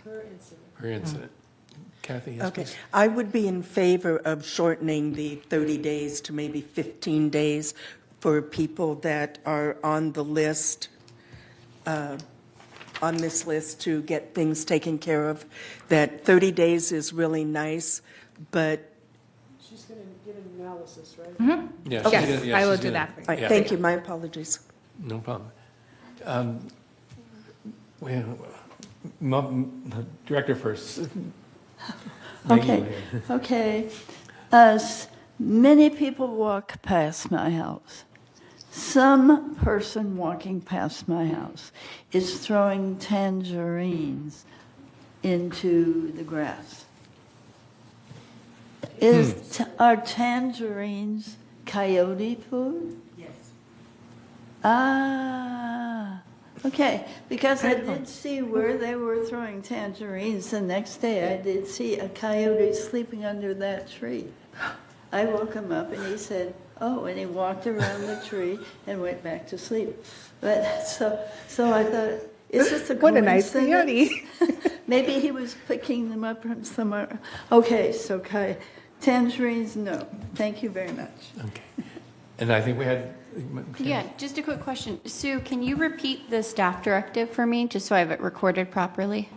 Well, whatever you said you could do, Francis, is to do a So they review. directed staff to do an analysis on the time frame given to members to comply with the goal of developing a more assertive rules enforcement process. A speedier time frame. I'm going to say assertive Yes. because in that way we're coming in, but we're not being aggressive. You're still being reasonable. Where right now you are definitely on a friendlier Might be time to approach. get insertive, yeah. Yeah, if I could, I know that when we discussed this, people were very upset that they got a letter that said, you must do blah, blah, blah, blah, blah. And so we tried to soften it to say, please fix this. But I think you could do both. I think you could send the friendly letter And, yes. with a time frame. And you have been here before. So we've been, myself and the team have been here long enough to Yes. been at the aggressive point and at the friendlier, conservative approach and at the assertive approach. So we do know what it looks like to be assertive where it's still, you got to obey the rules. But it's more of like, let's help you obey the rules and gain compliance. Because again, that's ultimately the goal. Anyone else? All right, thank you, Francis. Thank you. You're welcome. My Thank you. pleasure. Okay, speaking of town halls, Director Quam, do we have a update for town hall? I do. I wanted to talk about this in the event of timing. We're supposed to do this in the public meeting to find out what people would like us to report on and get back on those town halls. Our problem is that when we discuss it today is next week. Next week. And so we have not had time to get the publicity in the Globe, or the Village, what's up in the Village News a couple of times. And so it's just potluck. You don't know what you're going to get when you come to these meetings. So Yeah. I was hoping that we could modify this so that we could maybe do 2 meetings, decide 2 topics in a row this time, and then in the future, you're a month out, so you've got plenty of time to publicize this. Publicize and get ready, yes. Yeah, and so if it's acceptable, we could try to select 2 topics, one for now and one for January, if that's a feasible option that the board would like to pursue. I think that's a very good suggestion. Okay. All right. Well, some of the things that we've been talking about are timely, and I'd love, of course, want to hear from everyone. The possibilities are the Aliso Creek lift station. I know they're trying to get this done very quickly, and so that they can start their writing of their grant requests, that sort of thing. But if we do it this month, it really doesn't give us time to publicize that. And That's for the right. people in the area, it might be better to wait until the following month, In January. in January, to do I- that, so we could publicize that quite a bit. There was a water in our district that was presented at the El Toro Water District quarterly meeting. And I had asked them if they would be willing to present that, and they said yes, if there is enough notice. It just talks about what we face in our area as to water issues. The other thing is we get lots of letters to the editor in the Globe about Ting. And I know we've done presentations in the past about Ting, but it might not hurt to come in and do it once again. And particularly because they're focusing on United. We're the lucky ones for getting this early. Right. And so if we could get Ting representatives, maybe some of our ambassadors to come in and talk about that, or if we are so lucky as to get Paul, that would be fantastic. And then the other thing that's timely is our fees and what they cover. I know you did a presentation several months ago on what the fees are going to be. But you see on Nextdoor and in discussions with neighbors, it's like, why is the increase? Why are we doing this? So that might be another option that we could go over. So those are suggestions that I have. I think we should do Aliso Creek lift in January, if Yes. that is acceptable. That will definitely work, yeah. And I'm sure that there are other people who have thoughts on what we could possibly do for next week. This week. Uh, This well, Friday. Is it this Friday? It's this Friday.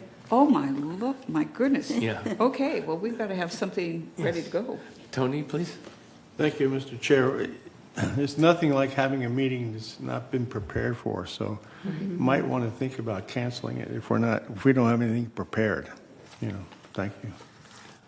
Yeah, I agree. I totally agree with this. Okay, that's totally acceptable. Because now we would have to try to get the people from Ting to be ready to go by Friday, or our fees. I know you did that presentation once before. I think both of these need a little bit of research before we just put them out there. I do too. You need Yeah. publicity. Shall we just cancel it for this month? I think we should cancel this month with the holidays and everything else that's going on. Of course. We should cancel this Friday's. Okay, and then is it acceptable that we do the Aliso Creek lift station then I in broke that January? down for January. Okay, Okay, and I have Dennis and Hannah's numbers, so we'll get with them. okay. Okay.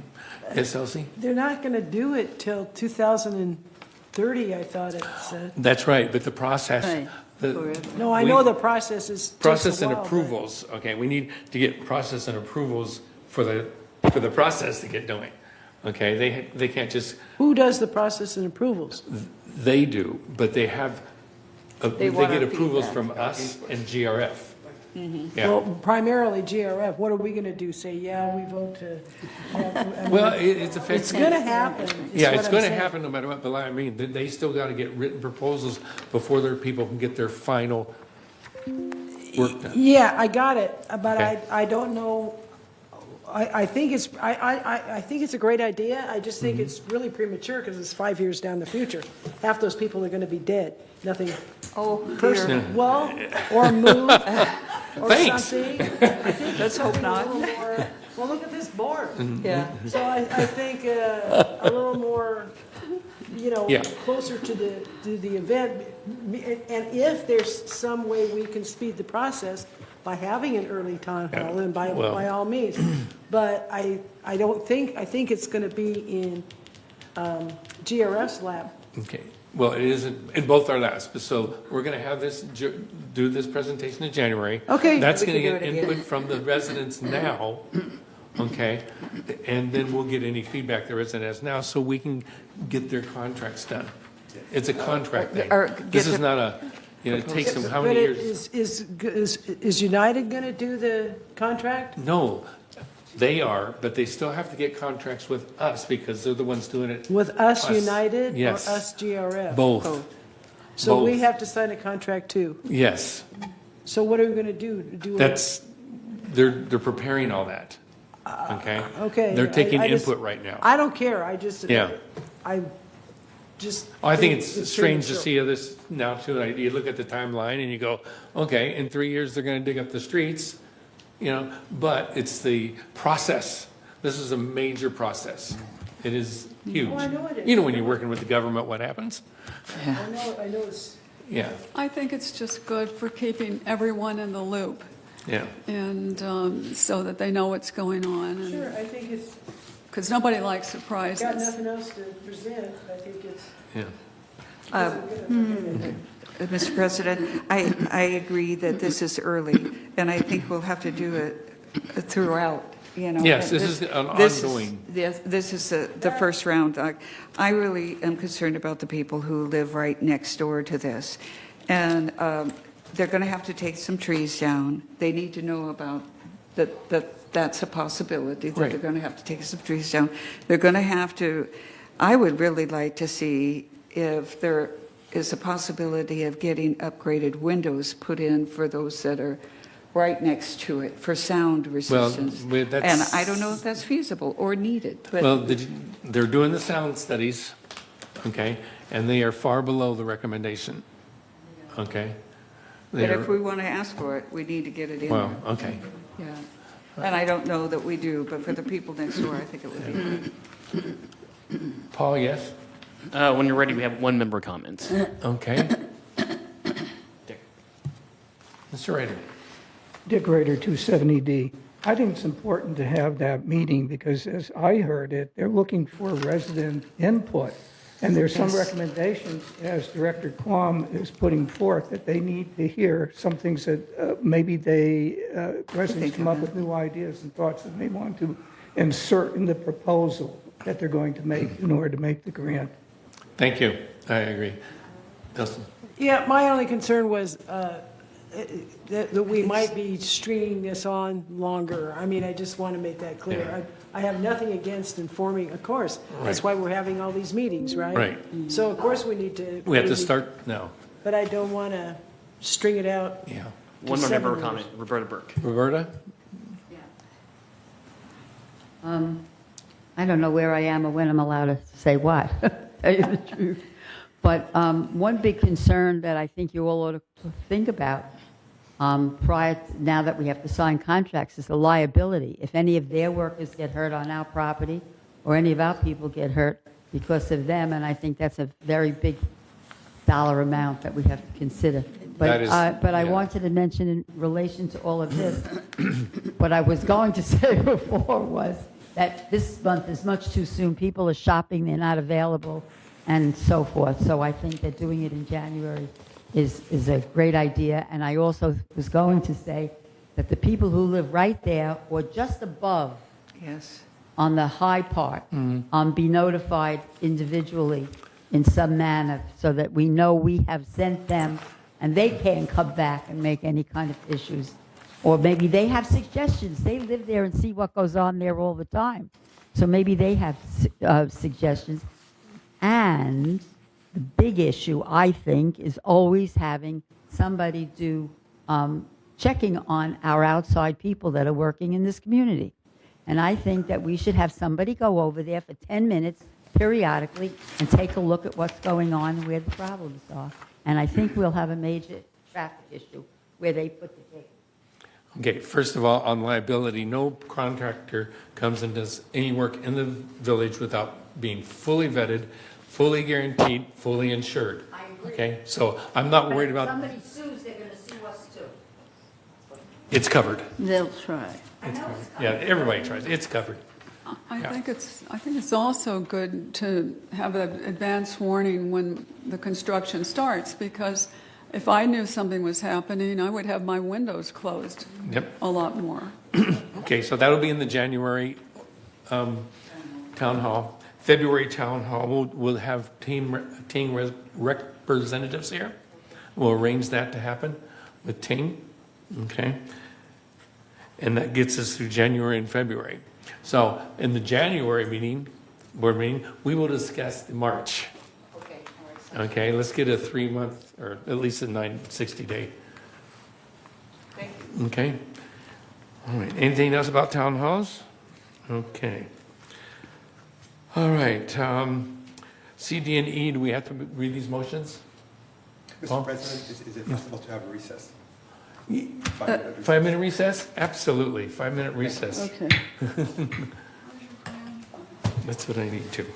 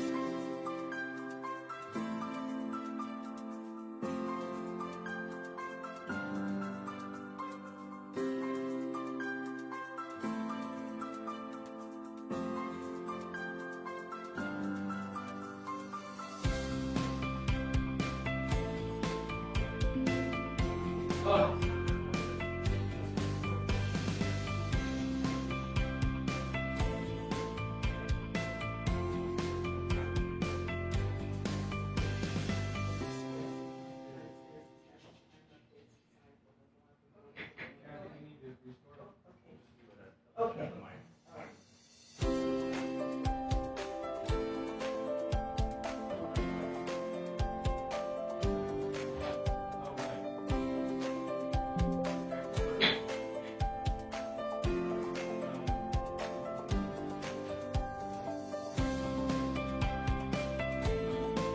fruit tree and vegetable policy, November initial notification, 28-day notification for member review and comment to comply with Civil Code 4360 has been satisfied.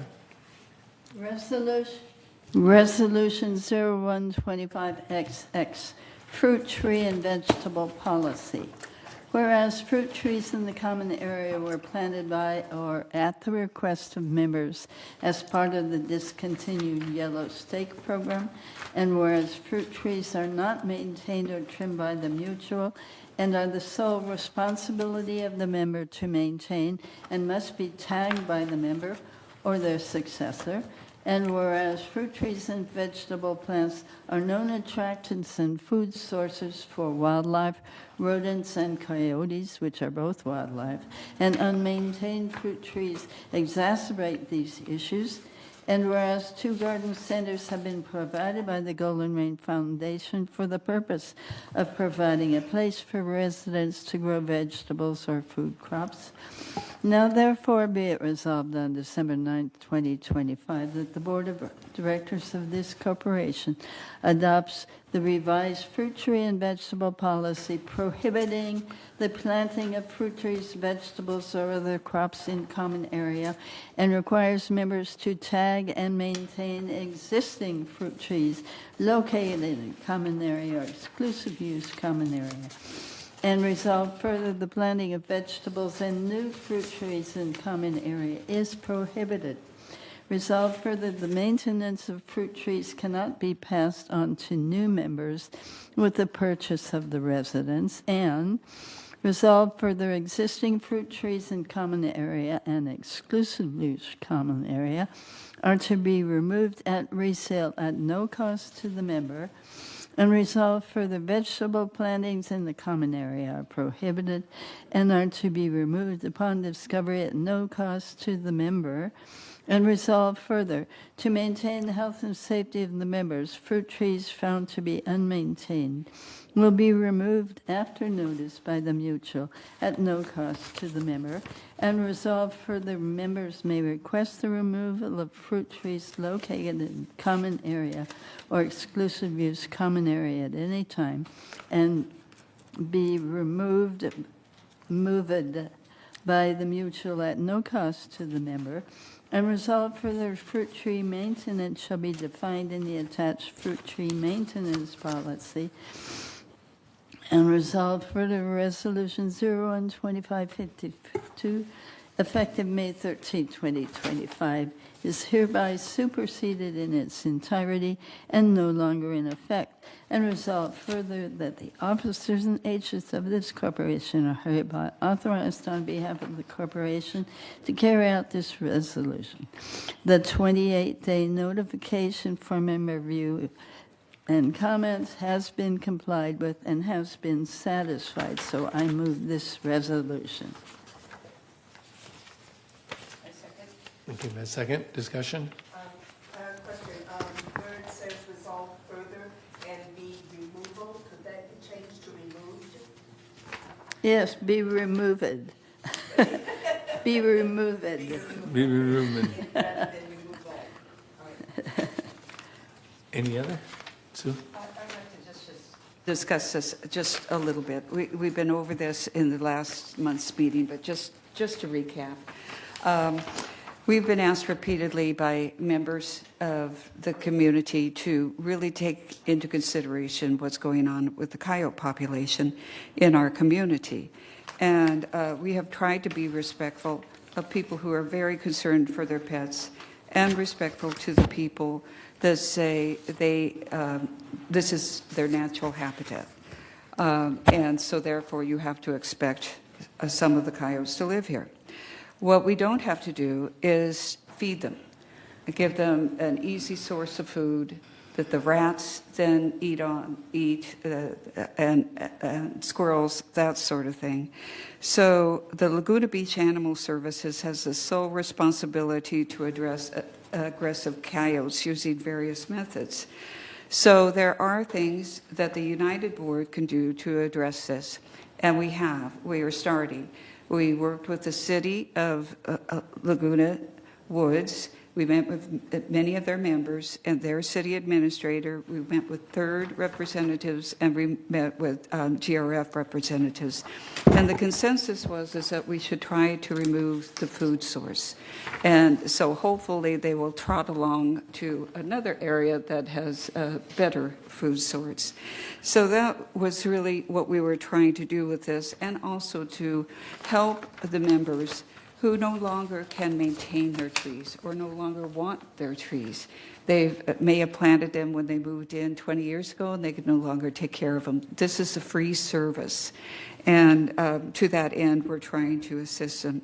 The other thing that has been in policy forever, but has not been enforced, is vegetable plants. You can't just have your garden thrown out in the common area. There are 2 gardens already that you can rent space from and get on the list and try to use those facilities.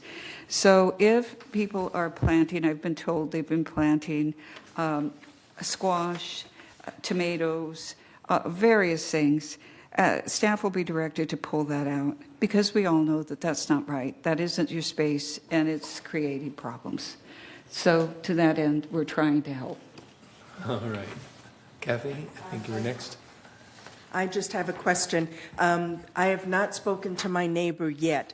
Am I allowed to show her this when I do speak to her, so that she doesn't get her feelings hurt, because she grows beautiful tomatoes? But it does cause a problem. And as far as the other fruit trees, I do know when my dog was alive and we walked, coyotes do eat the oranges, and when they defecate or whatnot, all the peelings are there as well. So, yeah. So the fruit trees, some of them, the coyotes do eat them. Right. Thank you. I will show her this. Okay. Elsie, you had an add-on, or? Well, I have 2 things. One is, how come she has a pink thing and I have a white thing? Your pink thing Attach is in there. You just have to go a little further. But what's the white? Are there any differences between? What page is that? The pink one is the one that's you're proving The today. pink one is the official one. 3 or 14. And so that's in somehow, because I noticed it says Resolution 12552, and we don't usually number them until. Are you on 11C? No, I'll find that. Thanks. I'll find that. Yeah, it wasn't 11C. I was. What I wanted to ask was, this is my real question, this common area, that includes the strip of, when people that live on the ground floor have a little spot of dirt, right, that usually is shrubs and stuff or Right. flowers. So is that considered common area? That is That is. considered That's what common I area for this thought, but I purpose. thought, is there any way we can kind of clarify that in the, I don't want to screw it up. It's a beautiful resolution, but something like including, It includes all common area. And unfortunately, there's too many different configurations to sit there and say, this space is common and this is not. So well, it's but common area. including, you could do included, but not limited, but not limited to. I don't, I just have heard arguments about that. This is my property and this is exclusively. No, And I it's know common. it's not. Yeah. I know it's not, but my point is, well, you know what my point is. Yeah. So that's my suggestion, but by no means. Yes. If I could, and I know people love their fruit trees, and they get very possessive of their fruit trees, and they should, because if they are being properly maintained, they're beautiful, they're taken care of if they are properly maintained. And so people will say, well, I fertilize them, I trim them, I do everything. And then some dastardly person comes along and picks the fruit. Well, And then that creates compliance issues. So both Third and United contacted the lawyers, and we asked them, can we say, you cannot pick this because it is, this person is taking care of it? And they said, no, if it's on community property. So there's an illusion that that tree belongs to you. And there's strong feelings about that, but we can't enforce that. We can't enforce it, yeah. Yeah. I'm sorry, Mr. President. Yes, Ron? That doesn't mean it's not an exclusive use zone. No. It is exclusive use, but people can access it because that tree is in a common area, even though the member has exclusive use of that particular area next to the manor. No. 3 by 12. Exclusive use is Which one? like patios. Okay, read that, Maggie, what were you saying? I think there was, in the past, you could have like, I can't remember, Maggie 3 would know. by 12. Three by 12. Is that no But longer the case? that was an exception, that you can do that. But it is not, it is still common area, and we are prohibiting Right. these trees on common area. But we have Kurt here, and he is far more experienced and knowledgeable. If anyone would Okay. like to ask him about this, I'm trying.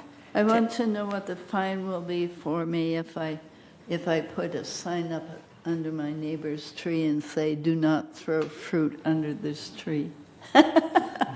They won't know it's me, right? So, Well, they do now. yes. No, I doubt if they watch. Okay. Okay, Kurt, welcome. Do you understand the question here? No, I don't understand the question. Okay, well, what they're trying to define is common area, okay? We have a space that I guess is 3 by 12 that they can use. Is that correct? Close to the building. There's closest to the a building. resolution that allows residents some use of 36 square feet, not necessarily 33, Right. 36 square feet. But this would trump that. So Okay. they can use that area for, basically that was where the thought was where people, and I'd have to go back and look at the resolution, I think it still excludes vegetable plantings, the original resolution. Yes, it does. Yeah. But Yeah. that was for people to put their pots, their statuary, the decorations that we find out all over the grass and things like that, to give them a spot to put it, to personalize it. But this would trump that, to not allow any vegetables or fruit trees. Right. So it's a good resolution. So, I'm not, What's, Go ahead, Elsie. just, this is the same, this is exclusive use, isn't that just like patios where you can say, you can't come here? Yes, patios, courtyards, things like that. It would be on your title deed that you, oh, you don't get one in United. No, but that's, I just wanted to Yeah. clarify because I don't think everybody understands. Yeah, so that's exclusive use is use. generally just patios and courtyards. And not that 36 square feet. Correct. No. I just wanted Is clarification. that clear? Thanks. so I just have a question. So upon resale, the buyer can accept those fruit trees in the so-called exclusive use Not common fruit areas? trees. No longer, this Not resolution. So fruit this would actually remove that? Yes. You cannot Right. accept or not Yes. accept, Right, right. it will be removed Right. Correct. automatically. Right. Thank you. Okay, All right, we ready? all right, let's vote on this, please.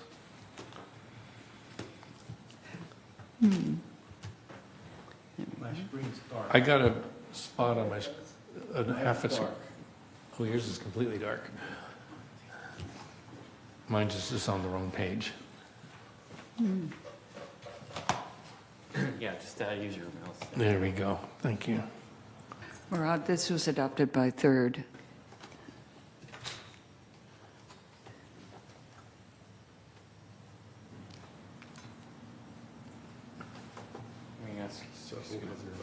I've got a, what do you call it? when you do What'd you do, garbage Tony? pan? A rescue, I have a rescue money trade. I know. 2121Q, that's what we call it. Not sure what happened. Give the thumbs up or thumbs down. And I'll vote for you. Oh, there it goes. if they want to break their necks, they can. Move out if you want. My 52-year-old postman husband, okay, he can scramble up there like a little monkey. Yes. But it's on a slope, and it's really. All right, Tony, thank soft you. soil, you know that white. Okay, motion passes. Motion passed. All right. Now, plus we keep it. All right, The next one, Yeah, On and then to- give it to, on to next pink page, 11D. 5 of, 11D is in donut. Resolution 11D. 0125XX, vehicle traffic and parking rules. Whereas the Security Department is responsible for the administration of Laguna Woods Village vehicle traffic and parking rules, and whereas the Golden Rain Foundation has recognized the need to amend the vehicle traffic and parking rules with removal of the traffic school, now therefore be it resolved on December 9, 2025, the Board of Directors of this corporation hereby approves the amended vehicle traffic and parking rules as attached to the official minutes of this meeting. And resolve further that Resolution 01-1960, approved on August 13, 2019, is hereby superseded and canceled, and resolve further that the officers and agents of this corporation are hereby authorized on behalf of the corporation to carry out this resolution as written. The 28-day notification for member review and comments has been satisfied. I move this resolution. we have a motion, please? oh, I thought you said I knew this. Oh, you moved it, okay, she moved it, Yeah. second? Sue seconds it. Okay. Any discussion? Maron? No. Kathy? So, this is where I think I have all my questions. Maggie said to read everything, and I did. Yep. And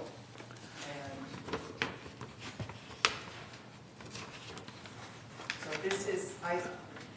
This is item 11D. Is that what we're on right now? That's correct. 11D is the 11D. donut, yes. All right. So, on 2.24, where it says pedestrians, I don't understand what is actually being said. And the 2.4, it says on foot or using a means of conveyance propelled by human power other than a bicycle, operating a self-propelled or motorized wheelchair, invalid tricycle, electric, personal whatever that word is, mobility device. So are you saying that they cannot use it? Is that what this is? If they are using any of those items, like a wheelchair, a tricycle, invalid tricycle, electric mobility device, or motorized quadricycle, they are not. They are a pedestrian, classified as a pedestrian. They can go wherever a pedestrian can go. So it's saying they can use Yes. those? So they- Because this was not clear to me at all on What that. page are you on? I'm on page 14 of 11D. Yep. So- I got 2.24. 11D, oh, okay. 2.24. Okay, so they can Yes. use it? Yes. Because in some parts, All those, it's not clear. All right. all of those are okay, and you are qualified as a Oh, there. pedestrian to Okay. use the sidewalk. Okay, and then on 2.18, okay, so Motorized on, motor truck, What page is that? this is on page 13. Okay, we're going backwards, okay. So my question,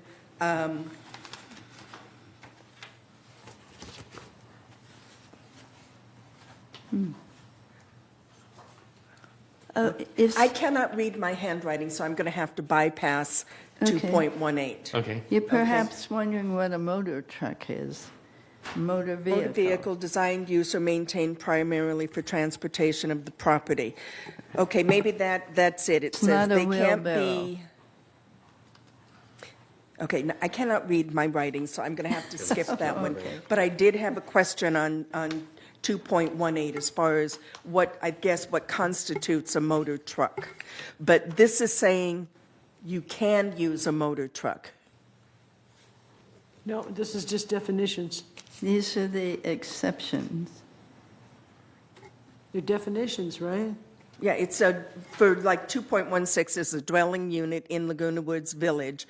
That's what a The unit person is. having legal accountability to the mutual corporation for a unit, and then 2.18, a motor vehicle designed, use, or maintained primarily for the transportation of the property. So what it's saying is, if it can be driven on the road, it is acceptable. Yes. Okay, so I may be misinterpreting how I read all of this. Okay. Okay.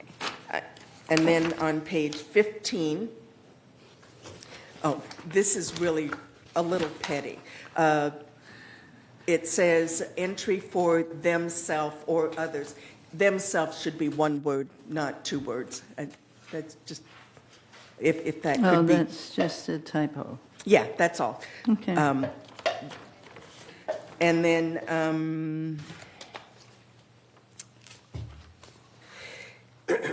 in the 3.0, Page number?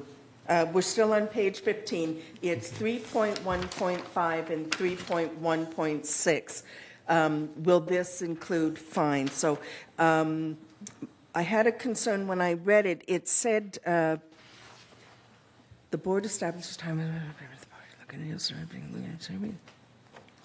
Okay, here it goes. So where it's the paragraph that says, the board will appoint a Laguna Woods Village Traffic Hearing Committee composed of 3 board members. The Laguna Woods Village Traffic Hearings Committee will schedule hearings as necessary to adjudicate notices of violation. The traffic hearing is an open meeting that the alleged violator is invited to. So that's strictly the person who did the violation. Yes. Okay. Yes. Okay. Yeah, that's Yeah. really misleading, because that is Right. absolutely. Well, that's why I And had most- it on my Or- note. Yes. Hey, Or Nikayla? Director Bravata, so what you were referring to was the old version of these rules. So- You need to have reviewed the revised version. I think Attachment 5. Paul is bringing that over to you right now. Well, I saw the attachment 5, but after I read through all of this, so my error is not going through attachment 5 because I wasn't sure what that was for. It didn't state that attachment 5 is the one that we actually should have read in detail. It's on the staff report. It tells you. Staff report, if you look at the bottom of the staff report, it should say. What page is that? I'm sorry. You're fine. So we're going to look at the attachment number right here. That's, So that's the proposed one for attachment right there. And this is the clean, updated version that you want to look at. Okay, 5. then yes, that was my. Yeah, Kathy, also, so on that first, at page 3 of 102, that staff report cover page, at the very bottom, it'll always list the attachments. So it'll say attachment 1 is the proposed resolution, attachment 2 is the current. So it'll let you know which is for what. So you'll know what you're reviewing. I think what I'm going to have to do is forgo all of my questions, because I did only read attachment 3, which covers these things. So, okay. my apologies. I did not read attachment 5 as closely as I read attachment 3. Okay. Okay, I have some questions for the staff, if I might. It says that the parking in, visitors' parking is prohibited from 8 to 5. That is still prohibited, is it not? Page. Which page are you looking at, so I Page can are you read it with you? Okay, I will find that. I had it marked, and unfortunately, I'll find out. Let's go on to another one. 21 days in one place. We've had many people come in and complain about the fact that they could stay in one place for up to 21 days. Is that still allowed in this new policy? Yes, so resident vehicles are allowed to have 21 days that you can stay in the same parking space, and then it needs to be moved. For guests, it's 7 days. That's really not a good, okay, thank you. And then we also had complaints about people coming in and saying that their vehicles were wrapped up like a burrito and they could get an extension for up to 3 months or something like that. Is that still allowed in this policy? Yes, so that'll be the extended absence. Our do not cite list is what we have in security to know that you're going to be traveling, for example, for more than the 21 days allotted. You just let security know, and we know that your vehicle will be sitting. Okay. So it didn't address any of those prior concerns that members have brought in. It's still the same. Right. Okay, thank you. All right. Are we ready to vote? Elsie? I'm sorry, Elsie. So under the new improved, not the Policy. clean copy, where does it say about the traffic committee? Oh, yeah, that was upsetting too. Yeah, I don't know what page it is.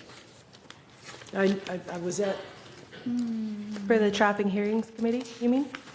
yeah, where it says, you know, we'll establish, it says it's an open meeting, the traffic meeting. That is in the old version that Right. Director Bravado was looking So I at. want to see the new version now. So if you look at attachment 5, Yeah. it will be agenda item 11D, page 84 of 102. That'll be in section 3.1 under authority. 84, well, hold on, little sweetie. Okay, 84, Yeah. got it. So section 3.1 under authority, that's where it mentions the traffic and hearings committee. And then it will say that the traffic hearings committee is a closed meeting.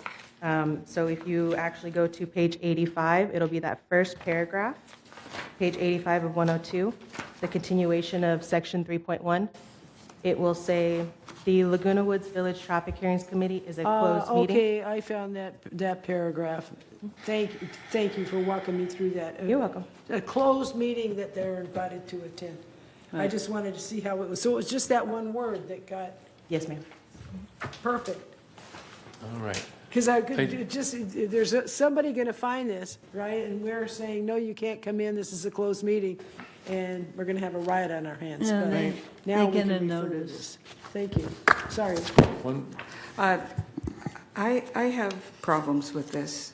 I really think we did not address what members have come in and talked about repeatedly, that they don't like the 21 days in one place. They want it shorter.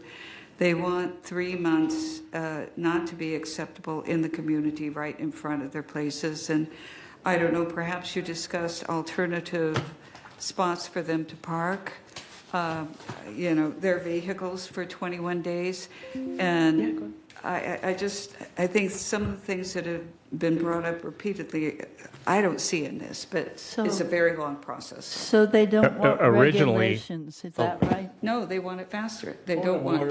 Point of order here. Thank you, Tony. Okay, this is the second reading. Go back to, go ahead. Okay.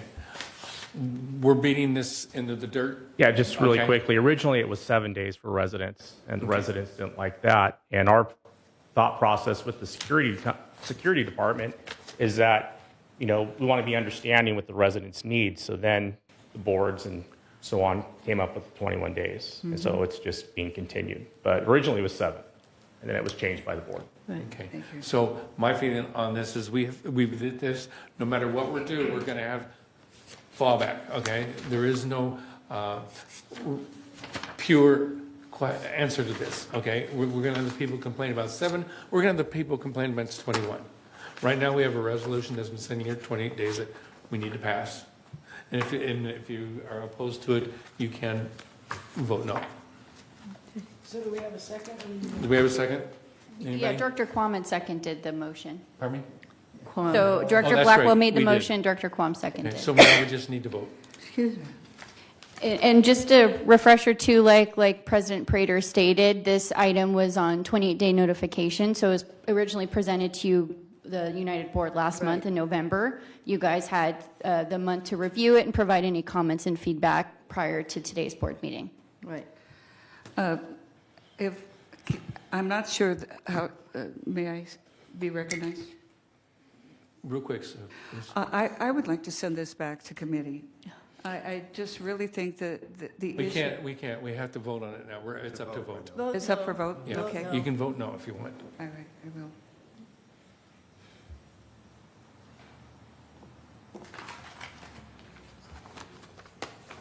Are we ready to vote? Yeah, Well, yes. some of us Yeah. are voting. It's on your screens. Georgiana?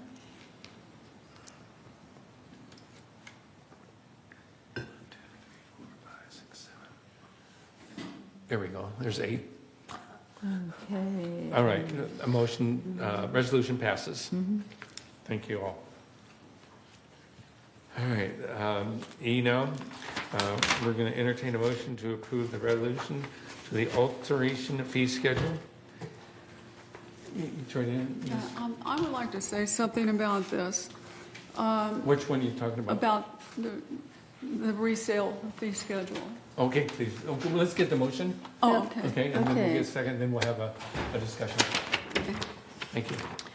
Resolution 0125XX, alteration fee schedule. Whereas alteration and variance requests require significant staff time for proper processing, including research, report preparation, presentation to the appropriate committee and board, and whereas several tasks are performed in conjunction with alteration and variance requests, namely plan check changes, mutual consent re-inspections, and correction notice re-inspections, and whereas in order to account for the staff time spent processing the tasks above, the board has adopted a 2025 alteration fee schedule, and whereas the 2025 alteration fee schedule more accurately reflects the fees associated with all the administrative time it takes to process all the associated tasks, and whereas the variance processing fee indicated is an up to but not to exceed amount, now therefore be it resolved December 9th of 2025 that the Board of Directors of this corporation hereby adopts revisions to the alteration fee schedule as attached to the official meeting minutes, and resolve further that Resolution 01-17-149, adopted September 7th of 2017, is hereby superseded and canceled. Resolve further that Resolution 01-19-22, adopted February 12th of 2019, is hereby superseded and canceled. And resolve further that Resolution 01-23-15, adopted March 14th, 2023, is hereby superseded and canceled. And resolve further that Resolution 01-23-60, adopted November 14th of 2023, is hereby superseded and canceled. And resolved further that Resolution 01-2565, adopted June 10th of 2025, is hereby superseded and canceled. And resolved further that future revisions to the alteration schedule will be reviewed and undertaken as one cohesive resolution every year with board approval. Resolved further that the officers and agents of this corporation are hereby authorized on behalf of the corporation to carry out this resolution as written. The 28-day notification for member review and comments to comply with Code 4360 has been satisfied. I move this resolution. We have a second by Tony. Any discussion on the fees? Yes, Kathy? I do have one objection, or I would need an explanation by you. The fees do seem okay to me. I wasn't sure why the increase, the percentage went all the way back to 17 when changes were made all the way up through 2025. But the only one I have a question on is the variance processing fee. It goes from 150 to 430, and I just answered my own question. There were no increases In the last. through 2025. I have no objections. Georgiana, please. Okay, yeah. Resales are down 10%. And when someone makes an alteration, that's to United's benefit, because the people who are doing this are improving it. And so, and if they're making any changes, certain alterations, then they will be responsible for anything that goes wrong. They're saving us money. And I think to target the people who are putting out money and improving the community is not the way to go. Not at all. I mean, I think a lot of times the boards are looking for ways maybe to improve, but everything seems to involve spending money.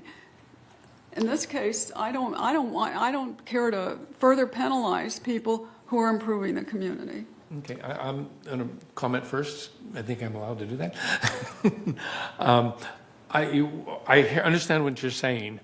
I've been through this process myself and got shocked at some of the fees and when we're doing stuff. However, what you have to consider in all these fees is actually a lot of the time that they spend across the hall here and upstairs processing this information. It's not like you say, I want to alter this. They give you the processing of this, just the paperwork alone takes multiple hours. I mean, we're talking sometimes days of looking at it to make sure it's right, to make sure the specs are right. I agree with the rate. This hasn't been changed. It was sort of like when we changed the charging rates. They hadn't been changed in 10 years. Okay, here we're looking at the same scenario where we have failed as boards in the past, and they've never looked at this to keep it up with today's times. Okay, you go over to the city where you also have to get a report, and their fees have increased. Okay, so yeah, we're paying a lot of fees to do alterations. Okay, but it's time-taking, the permits, the inspections that have to be done, and everything as time goes along. I agree with your saying, but we need to do this to keep things up to date. Go ahead, Maggie, I'll have you first. Yes, every alteration is a benefit when one sells the place. You put in $100,000 and you raise the cost $300,000. They certainly do reap the benefit in their resale.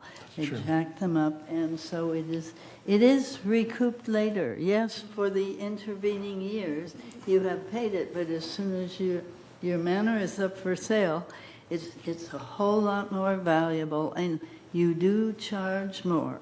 And so that is where they get their recompensation. Tony, please. Thank you, Mr. Chair. You know, I hear people talking about us losing money and VMS costs going up. Well, we in the Architectural Control and Standards Committee have tried to address that and make sure that staff is making sure that we are covered for our actual costs. And so it's not an attempt to make any money, it's an attempt to alleviate the strain on our budget by making sure that the services we perform are covered. Thank you. Thank you. Next, Sue, go ahead, please. I just want to echo what people are saying, and I think we all agree. I do agree with you, Georgiana, that improvements benefit the community, but primarily they benefit the owner with the sale of the property and the increased benefits of having your house updated. You get to live in that.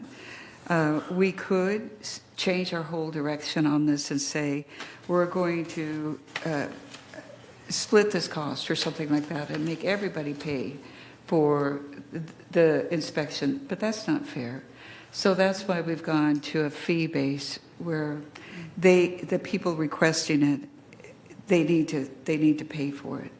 And because nobody else in that community gets to reap the extra $50,000, $100,000 that they may recoup at the end. So I was shocked at the $830, whatever, if you do a major remodel, but that's what it costs. Okay, but also, the people who are doing this work are on salary. So, And we are paying their salaries by paying these. their that's right, but it's not, okay, all right. Kathy? Okay, yeah. What Georgiana was saying, I did remodel in 2013, and it did cost me $100,000, but I have no idea what the fees were back then. My contractor took care of pulling all the permits, so That's right. I had no idea what the fees were until I volunteered in Manor Alterations last year. And they do seem high to me, and while I was there, a lot of people did complain. But it is necessary, I think, because the number of people who come out and do the inspections, it's not just one person. It's a whole progression of people that are involved in it. Right. So I'm actually for it, even though I do think it's high. Thank you. We have two members. 3 minutes, please. Elsie has been trying to. Excuse Oh, me. I'm sorry. Elsie, I apologize. Well, it's okay, Captain. I just wanted to address and put Georgiana's mind at rest a little bit. I know what you're thinking. They're getting paid a salary, so what difference does it make, because they're there all day anyway, right? Right. That's true. However, there's something called FTEs, and that's a full-time equivalent. And if you add up the number of hours that people work on manor alterations, what we're talking about, it comes up to, pick a number, 4.3 FTEs. Doesn't necessarily by the same person, but the number of hours together. So my point is, if it wasn't for the manor alterations work that they're doing with the permits, then we wouldn't need 4.5 staff members. That's where it comes in. We wouldn't need as many people on salary. We would have fewer people. Does that clarify it at all for you about why the way we price it out? In one sense, I can see where they should go up. I just think they've gone up too much. But then that gets back to a whole other thing. When you're working on a budget and getting within budget, because there are plenty of budget overruns. One department, I think, runs over $1 million a year. So anyway, enough of that. I see what you're saying, and I agree, but I just, I don't know. Thought it was a bit excessive. It's a good point you brought up. It really is. Yes? But I'll be very short because I was going to make the same point. In our maintenance, we're paying by the hour for these people, otherwise there'd be no money to pay them, and they're there anyway. Now, we were supposed to have saved money by switching to our own service company instead of outsourcing, but all I see is more and more people being added. Now, do we really have that work, that we need more people? It's something that you guys really have to sit down and consider, because it absolutely charge. I'm not against that. But the amount of increases that we've been getting per item seems not necessarily always to be logical. And yet we're paying. Or financially sound. It's very easy. That this girl stood here before and talked about the fact that she will give you a report. She gave you the report about how many telephone calls came in and how many telephone calls they have now compared to last month. But the essence of it is, well, how many were you able to take care of? That's the important part. How many can they take care of? What are we paying for? We're paying for it to be taken care of. And that she's not giving you. So I don't understand how you calculate. Roberta, she addressed that. And you've been around long enough. I've been around long enough. They used to give all that information. Number of cases open, number of cases closed, ending inventory. Yes. the boards had her change it, okay?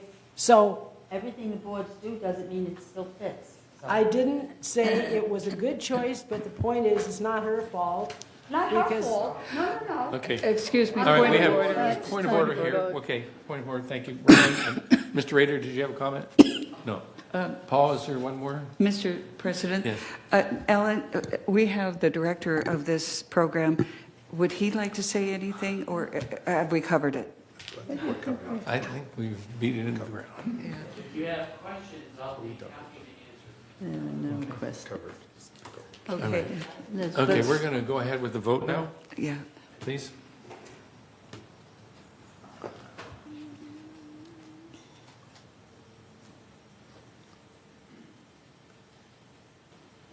Oops, come on.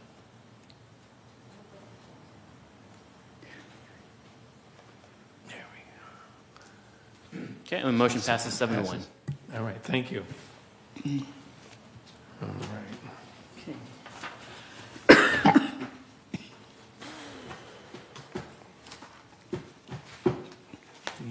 Now we're on to new business, is that correct? It All is. right. I have no more pink pages. No more pink sheets. All right. All right. I would like to give a motion for nomination for the first vice president on the board. I have a motion. Yeah.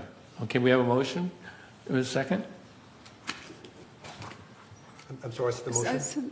Pardon me? What is the motion? The motion is to Open up the nominations. nominations for the first vice president. I was wondering if we could put it off until the end of this day in case anyone else also No, applies this to is be for on the. our first vice president. Oh, okay. Yeah, All right. yeah. Okay. And do we have a second? Second. Okay. And nominations are open for first vice president. Do we have nominations? Can I nominate myself? Sure. Okay, Kathy? Anybody, Murad? Nominate Sue Kwon. Thank you.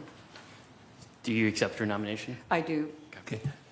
And we said it? I nominate myself.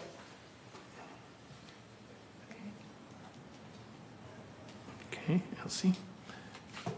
Any more? Okay. Staff will pass out, the nominations are closed, and staff will pass out the ballots.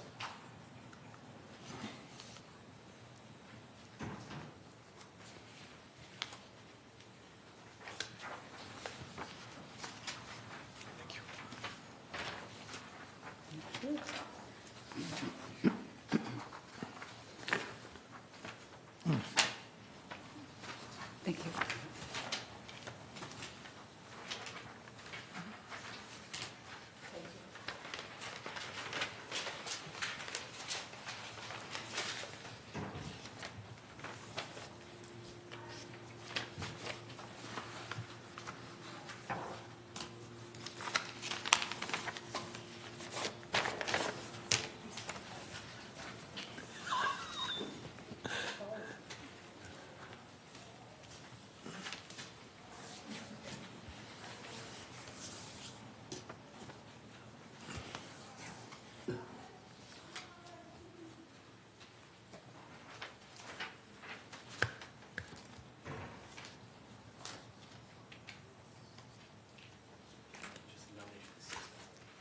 Okay, now we have, need a nomination for a motion to cease balloting. I'll make the motion. Thank you. We have a second? Second, Murad. Thank you. Anybody opposed? No opposed? Okay, Paul.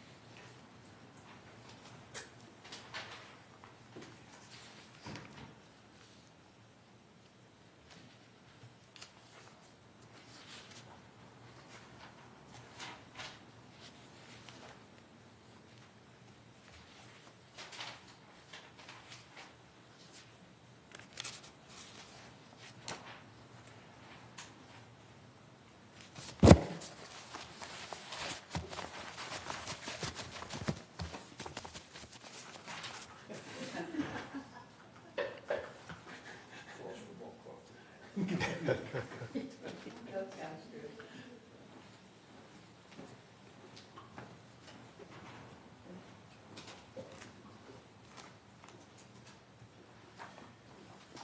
so I'm going to read them in order. Kathy Bravado with 2 votes, Elsie Addington with 2 votes, Sue Kwam with 3 votes, and 1 withhold. So Sue Kwam is your new first VP. Okay, I'd like to entertain a motion to approve a resolution for the election of officers. Motion, may I have a second? Second. Murad? Do we have? Yeah, we'll go ahead and read off that resolution. Give us 1 second. Oh, okay. Okay, Resolution 0125XX, appointment of officers, resolved on December 9th, 2025, pursuant to United Laguna Woods Mutual Bylaws, Article 9, which sets guidelines, terms, and responsibilities for the election of officers to this corporation. The following persons are hereby elected to the office indicated next to their names to serve: Charlie Prater, President; Sue Kwam, First Vice President; Anthony Liberatore, Second Vice President; Maggie Blackwell, Secretary; Morada Kesby, Treasurer. Resolve further that the following staff is hereby appointed as ex officio officer of this corporation: Siobhan Foster, Vice President ex officio; Carlos Rojas, Assistant Secretary ex officio; and Steve Hormuth, Assistant Treasurer ex officio. Resolve further that Resolution 012588, adopted October 14th, 2025, is hereby superseded and canceled. And resolve further that the officers and agents of this corporation are directed on behalf of the corporation to carry out this resolution. All right. Can I get a motion to approve the resolution for the election of officers? I think we already have Kathy and Murad. You already have it? Yeah. So, Okay, good. So we vote. Yep. All right. Are there any opposed? Any opposed? And it is passed. All right.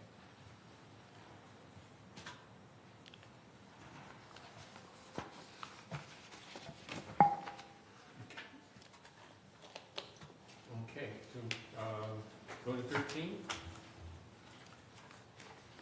Committee reports. Is that correct, Paul? Yes. All right. Finance Committee, Director Esme. Thank you, Mr. President. The Finance Committee met on December 4th, 2025 in a special open and closed session. Among other things, the committee reviewed its charter and considered the staff recommendation to expand the audit committee to include HOA treasurers. The next meeting will occur on January 27th, 2026 at 1:30 p.m. in the boardroom and as a virtual meeting. I move to provide my treasurer's report for the 10-month period ended October 31st, 2025. As you can see in front of you, the total revenue for that 10-month period was $52 million, compared to expenses of $50.6 million, resulting in a revenue of $1.4 million. Moving on to the next slide.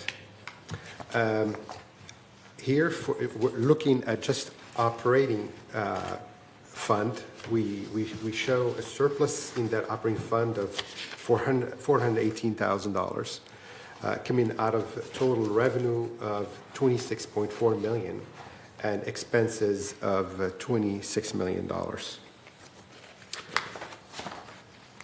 Moving on to slide 3. Here we show the full income statement in that actual column. So again, we see a total revenue of $52 million, expenses of $50.6 with an excess of $1.4 million. And compared to budget, we have a positive variance of $1.4 million. Moving on to the next slide. On this one, I would like to start from the bottom and with outside services, and we have an unfavorable variance of $503,000. That unfavorable variance actually hides two items. An unfavorable variance of $1,045,000 in the operating fund, so that's over $1 million, as offset by a favorable variance of $542,000 in the reserve fund. The $1 million unfavorable in the operating fund has to do with water intrusion caused by plumbing and roofing leaks and sewer line backups and so on. There are two implications for this. One is financial, because we are incurring about $1 million in those 10 months for that water intrusion. We also have an increase in damage restoration costs that are charged back to residents, and that's why 3 lines up you see fees and charges for services to residents being favorable by $382,000. We typically charge back about half. So we have $1 million negative in favorable due to these water intrusions, and we have about $400,000 charged back to our resident. Not a good thing, but that's something we need to do. The other thing that's happening because of the water intrusion is the occurrence of dry rot. Dry rot delays reserve work. So if you go back to the top line, you see that we are favorable in materials and supplies, which is a reserve account, by $883,000. About half of that has to do with the delay in the paint program because of the dry rot. The dry rot needs to be addressed first before we paint the exteriors of manors, and therefore there's a delay in the use of those materials. The delay is not only in materials, there's also a delay in the work being done because of the dry rot, and that's why you see employee compensation being positive by $421,000, and of course I mentioned in outside services, $540,000 in positive there. Those positives have to do with less work being done, both internally by our own employees and externally by outside contractors. So this is what water intrusion does to us. And water is not done with us. If you look at utilities and telephone, we're down $408,000 negative for the 10 months. Well, $287,000 of that, $287,000 of that unfavorable is due to water, both in terms of the volume and in terms of rates being higher than planned. So water continues to be an issue here, whether it's intrusion or just overusage, mostly by irrigation. Moving on to the next slide, please. Here we are looking at our non-assessment revenue for the 10 months of $2.2 million. And the 3 top sources of that revenue, as you can see in the pie chart, are fees and charges, which I just addressed, at 45% of the total, followed by investment income of 19%, and then finally laundry, 9%. Moving on to the next slide. Here we look at that assessment, non-assessment revenue I just mentioned in the second column from the left. That's our actual for the 10 months. If you compare that to the budget, you'll see that we have a favorable of $316,000, and that's primarily due, as I mentioned, to the resident maintenance fees being higher due to the chargebacks, which is somewhat offset by lower investment income because of our lower rates earned by our investments. Moving on to the next slide. Here we see the total expenses for the 10 months of $50.6 million, and you see that the top item is employee compensation, followed by property tax, and followed by outside services. But again, we are showing property taxes as an expense because we're a co-op and we own shares, not the actual deeds.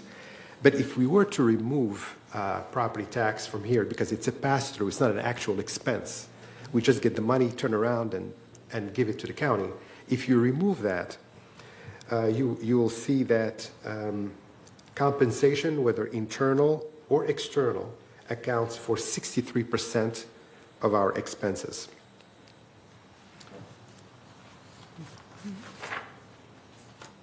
Moving on to the next slide. Again, you see the 50.6 million in the second column from the left.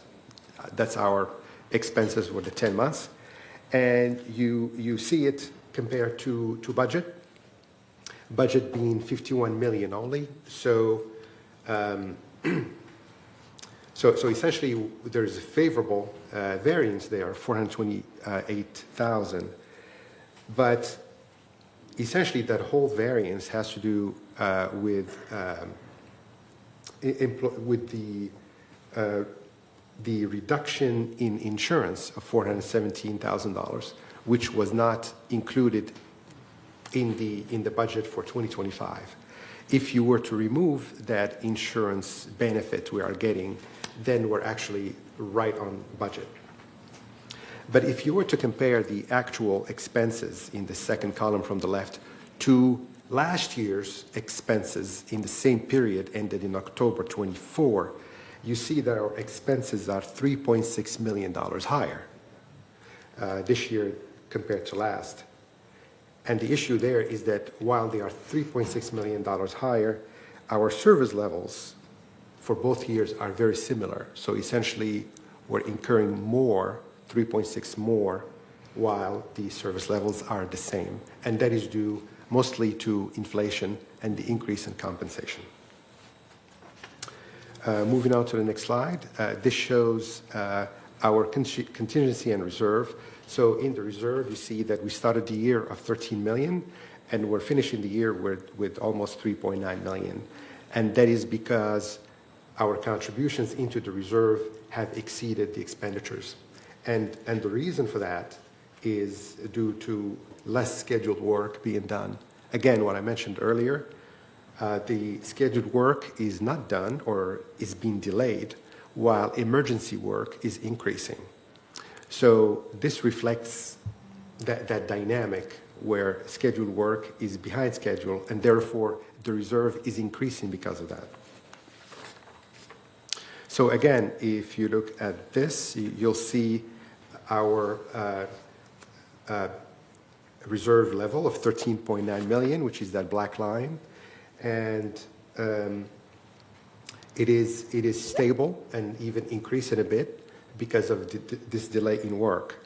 13.9 out of a fully funded reserve of 50.6 million means that we are 27% funded as we speak, which is not bad at all.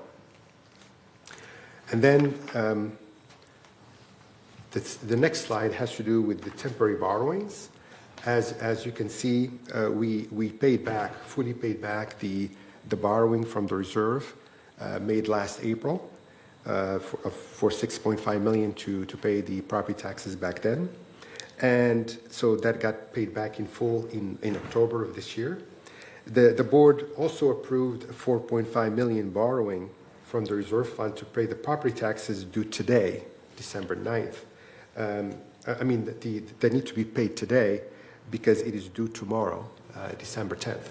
So the 4.5 is getting paid today, and it will be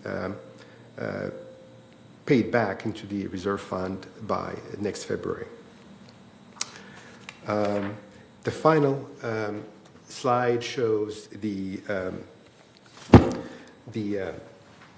activity in resales. As you can see, the resale activity is down 30 resales from year to year. So we have 30 less resales this year than last year, while the average resale price is stable. It's about $395,000.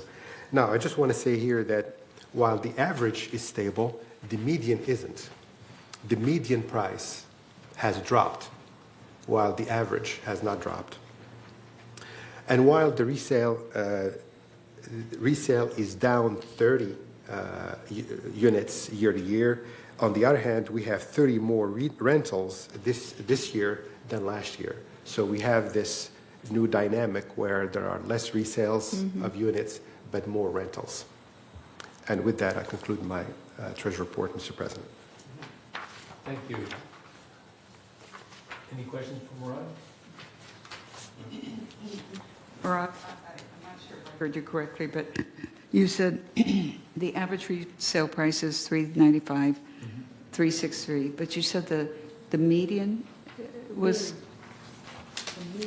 The mean. No, the median I meant, the median. So the average is when you take all the values of the resales and you divide them by the number of resales. Right. The median is the point where you have as many transactions on the right than on the left, the one right in the middle. The average gives you the impression that we're stable. Right. But when you look at the median, it's actually lower. Lower, okay. Thank you. And actually, when you look at what the Register, the newspaper mentioned in last Sunday edition, it showed that for our zip code, Laguna Woods, our median is down 17% compared to last year, and our number of resales is down 24%, and that includes both Third and United. So that's why I meant to say, while you see the average being flat year over year, the median is down 17%. Thank you. All right. Any more questions? All right. Right now, we are going to go in the committee reports. I ask that everyone be brief on your reports today. We have a couple 1:30 appointments upstairs, and so we need to go through this so we can get a small break for lunch. So let's go through these. We did the treasurers. The Agricultural Control and Standards Committee. Architectural.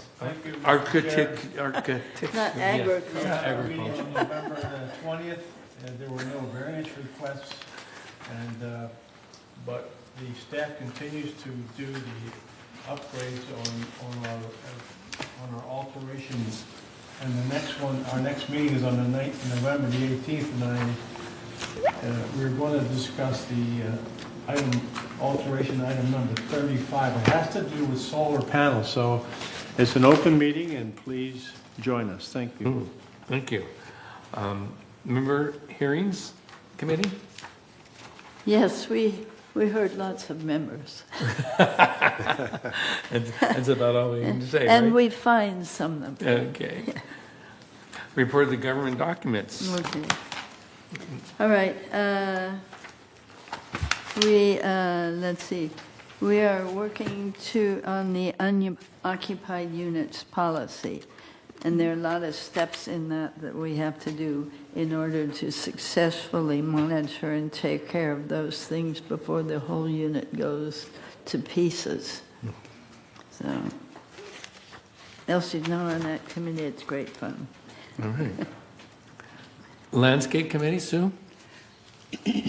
We are canceling the meeting for this month, and so we will meet again on the fourth Monday of January. Perfect. Maintenance and construction committee? Who's at that meeting? Did anybody? Well, Charlie was there, Sue was there, and Murad was there. Right. Yes. The meeting is coming up this week. This week? It's tomorrow. It's is it tomorrow, not? yeah. Yes, so. Okay. Okay.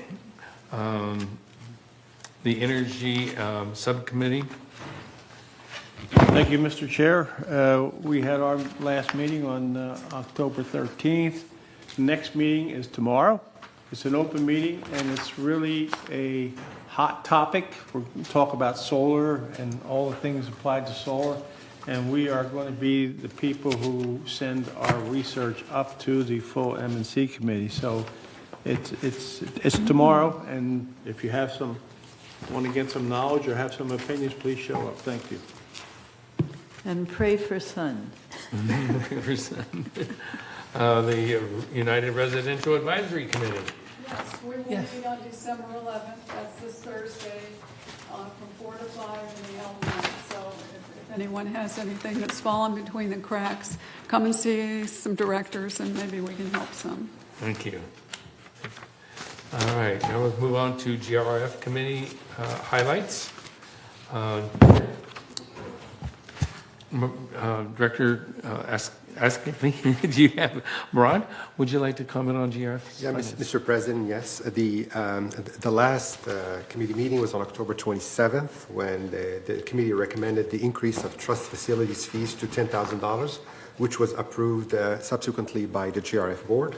The next meeting of the GRF Finance Committee is on December 17th. Thank you. Thank you.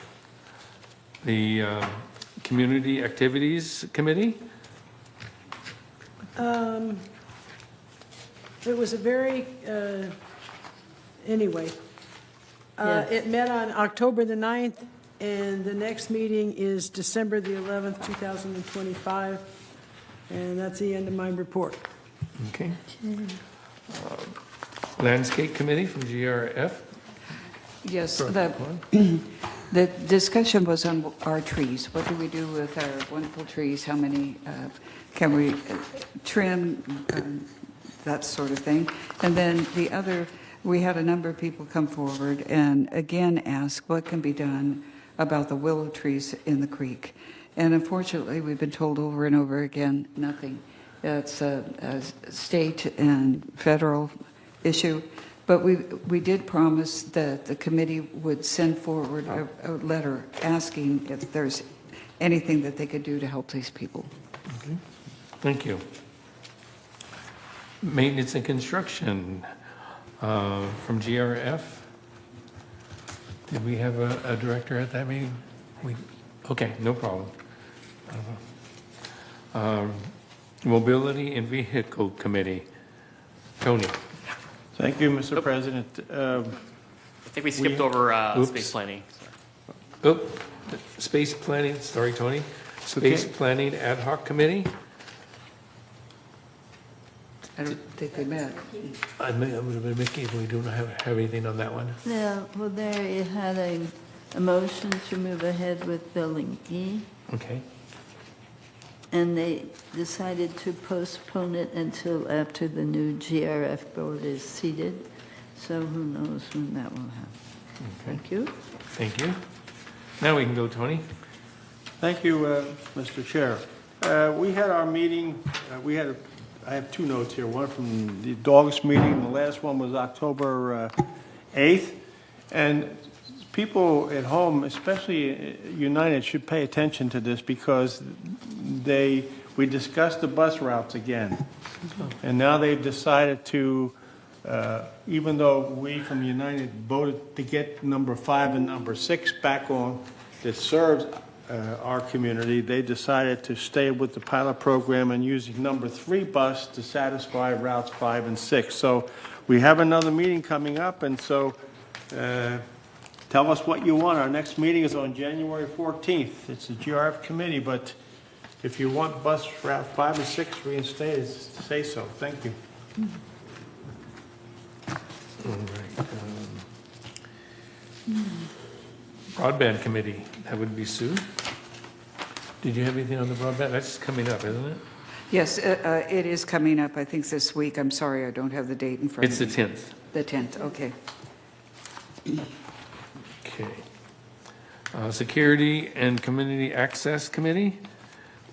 That would be Mickey, who's not here. Elsie was there. Elsie, did you pick up anything on that one by any chance?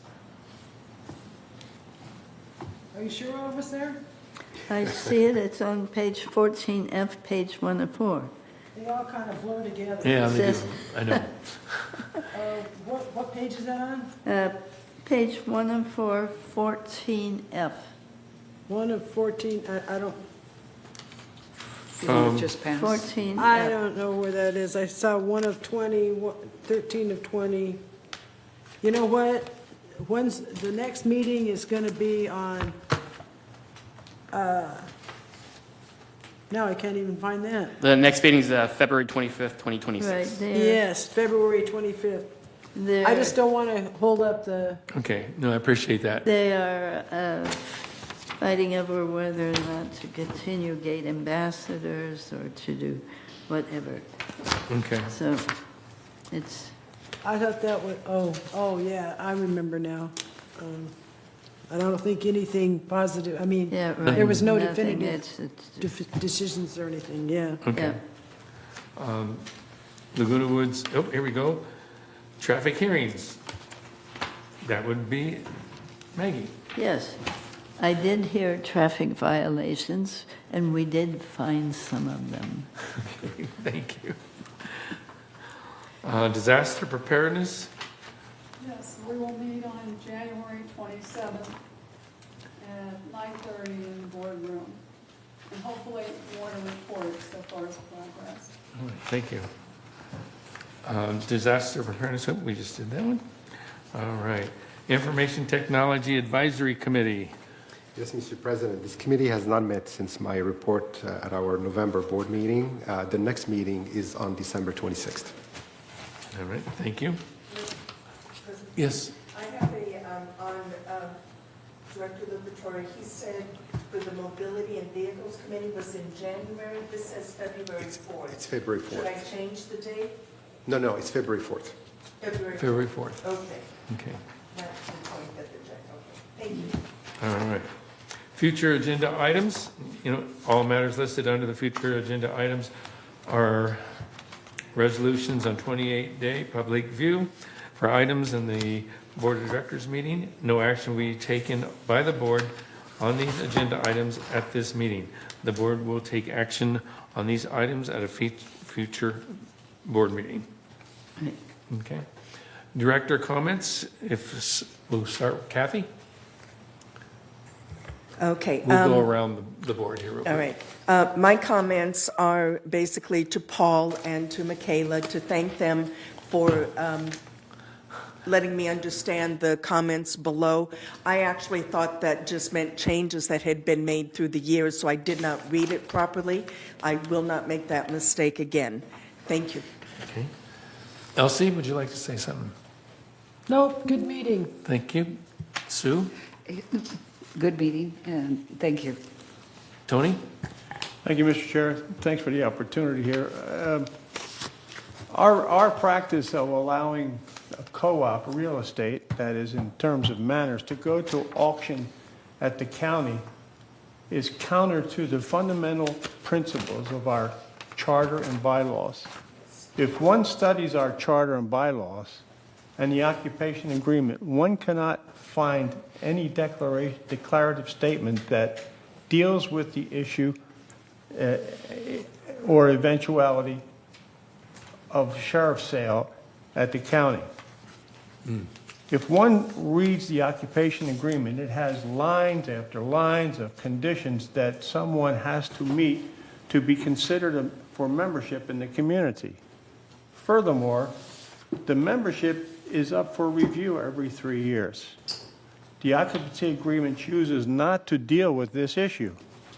In light of our charter, bylaws, and occupation agreement, we as fiduciaries are obligated to protect residents from the arbitrary and senseless opportunity that a system of law allows someone or some entity to acquire a share of stock in the corporation called United Mutual, and allows a person or entity to bypass our reason for existence, and that is the right and safe to create a peace and safeful environment for our seniors.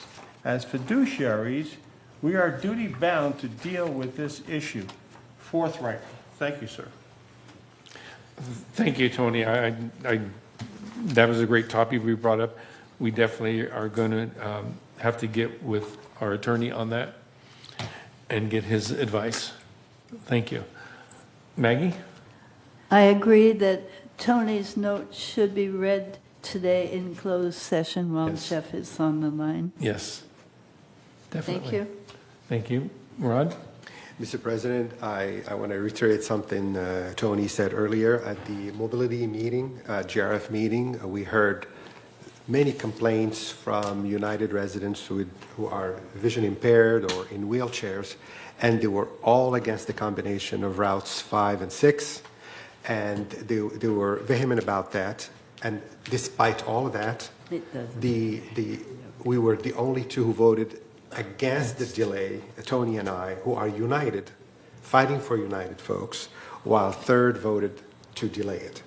So I just want to make sure that as many people show up at the February 4th meeting to make sure we defeat this combination. Thank you. Thank you. I agree with you. Georgiana?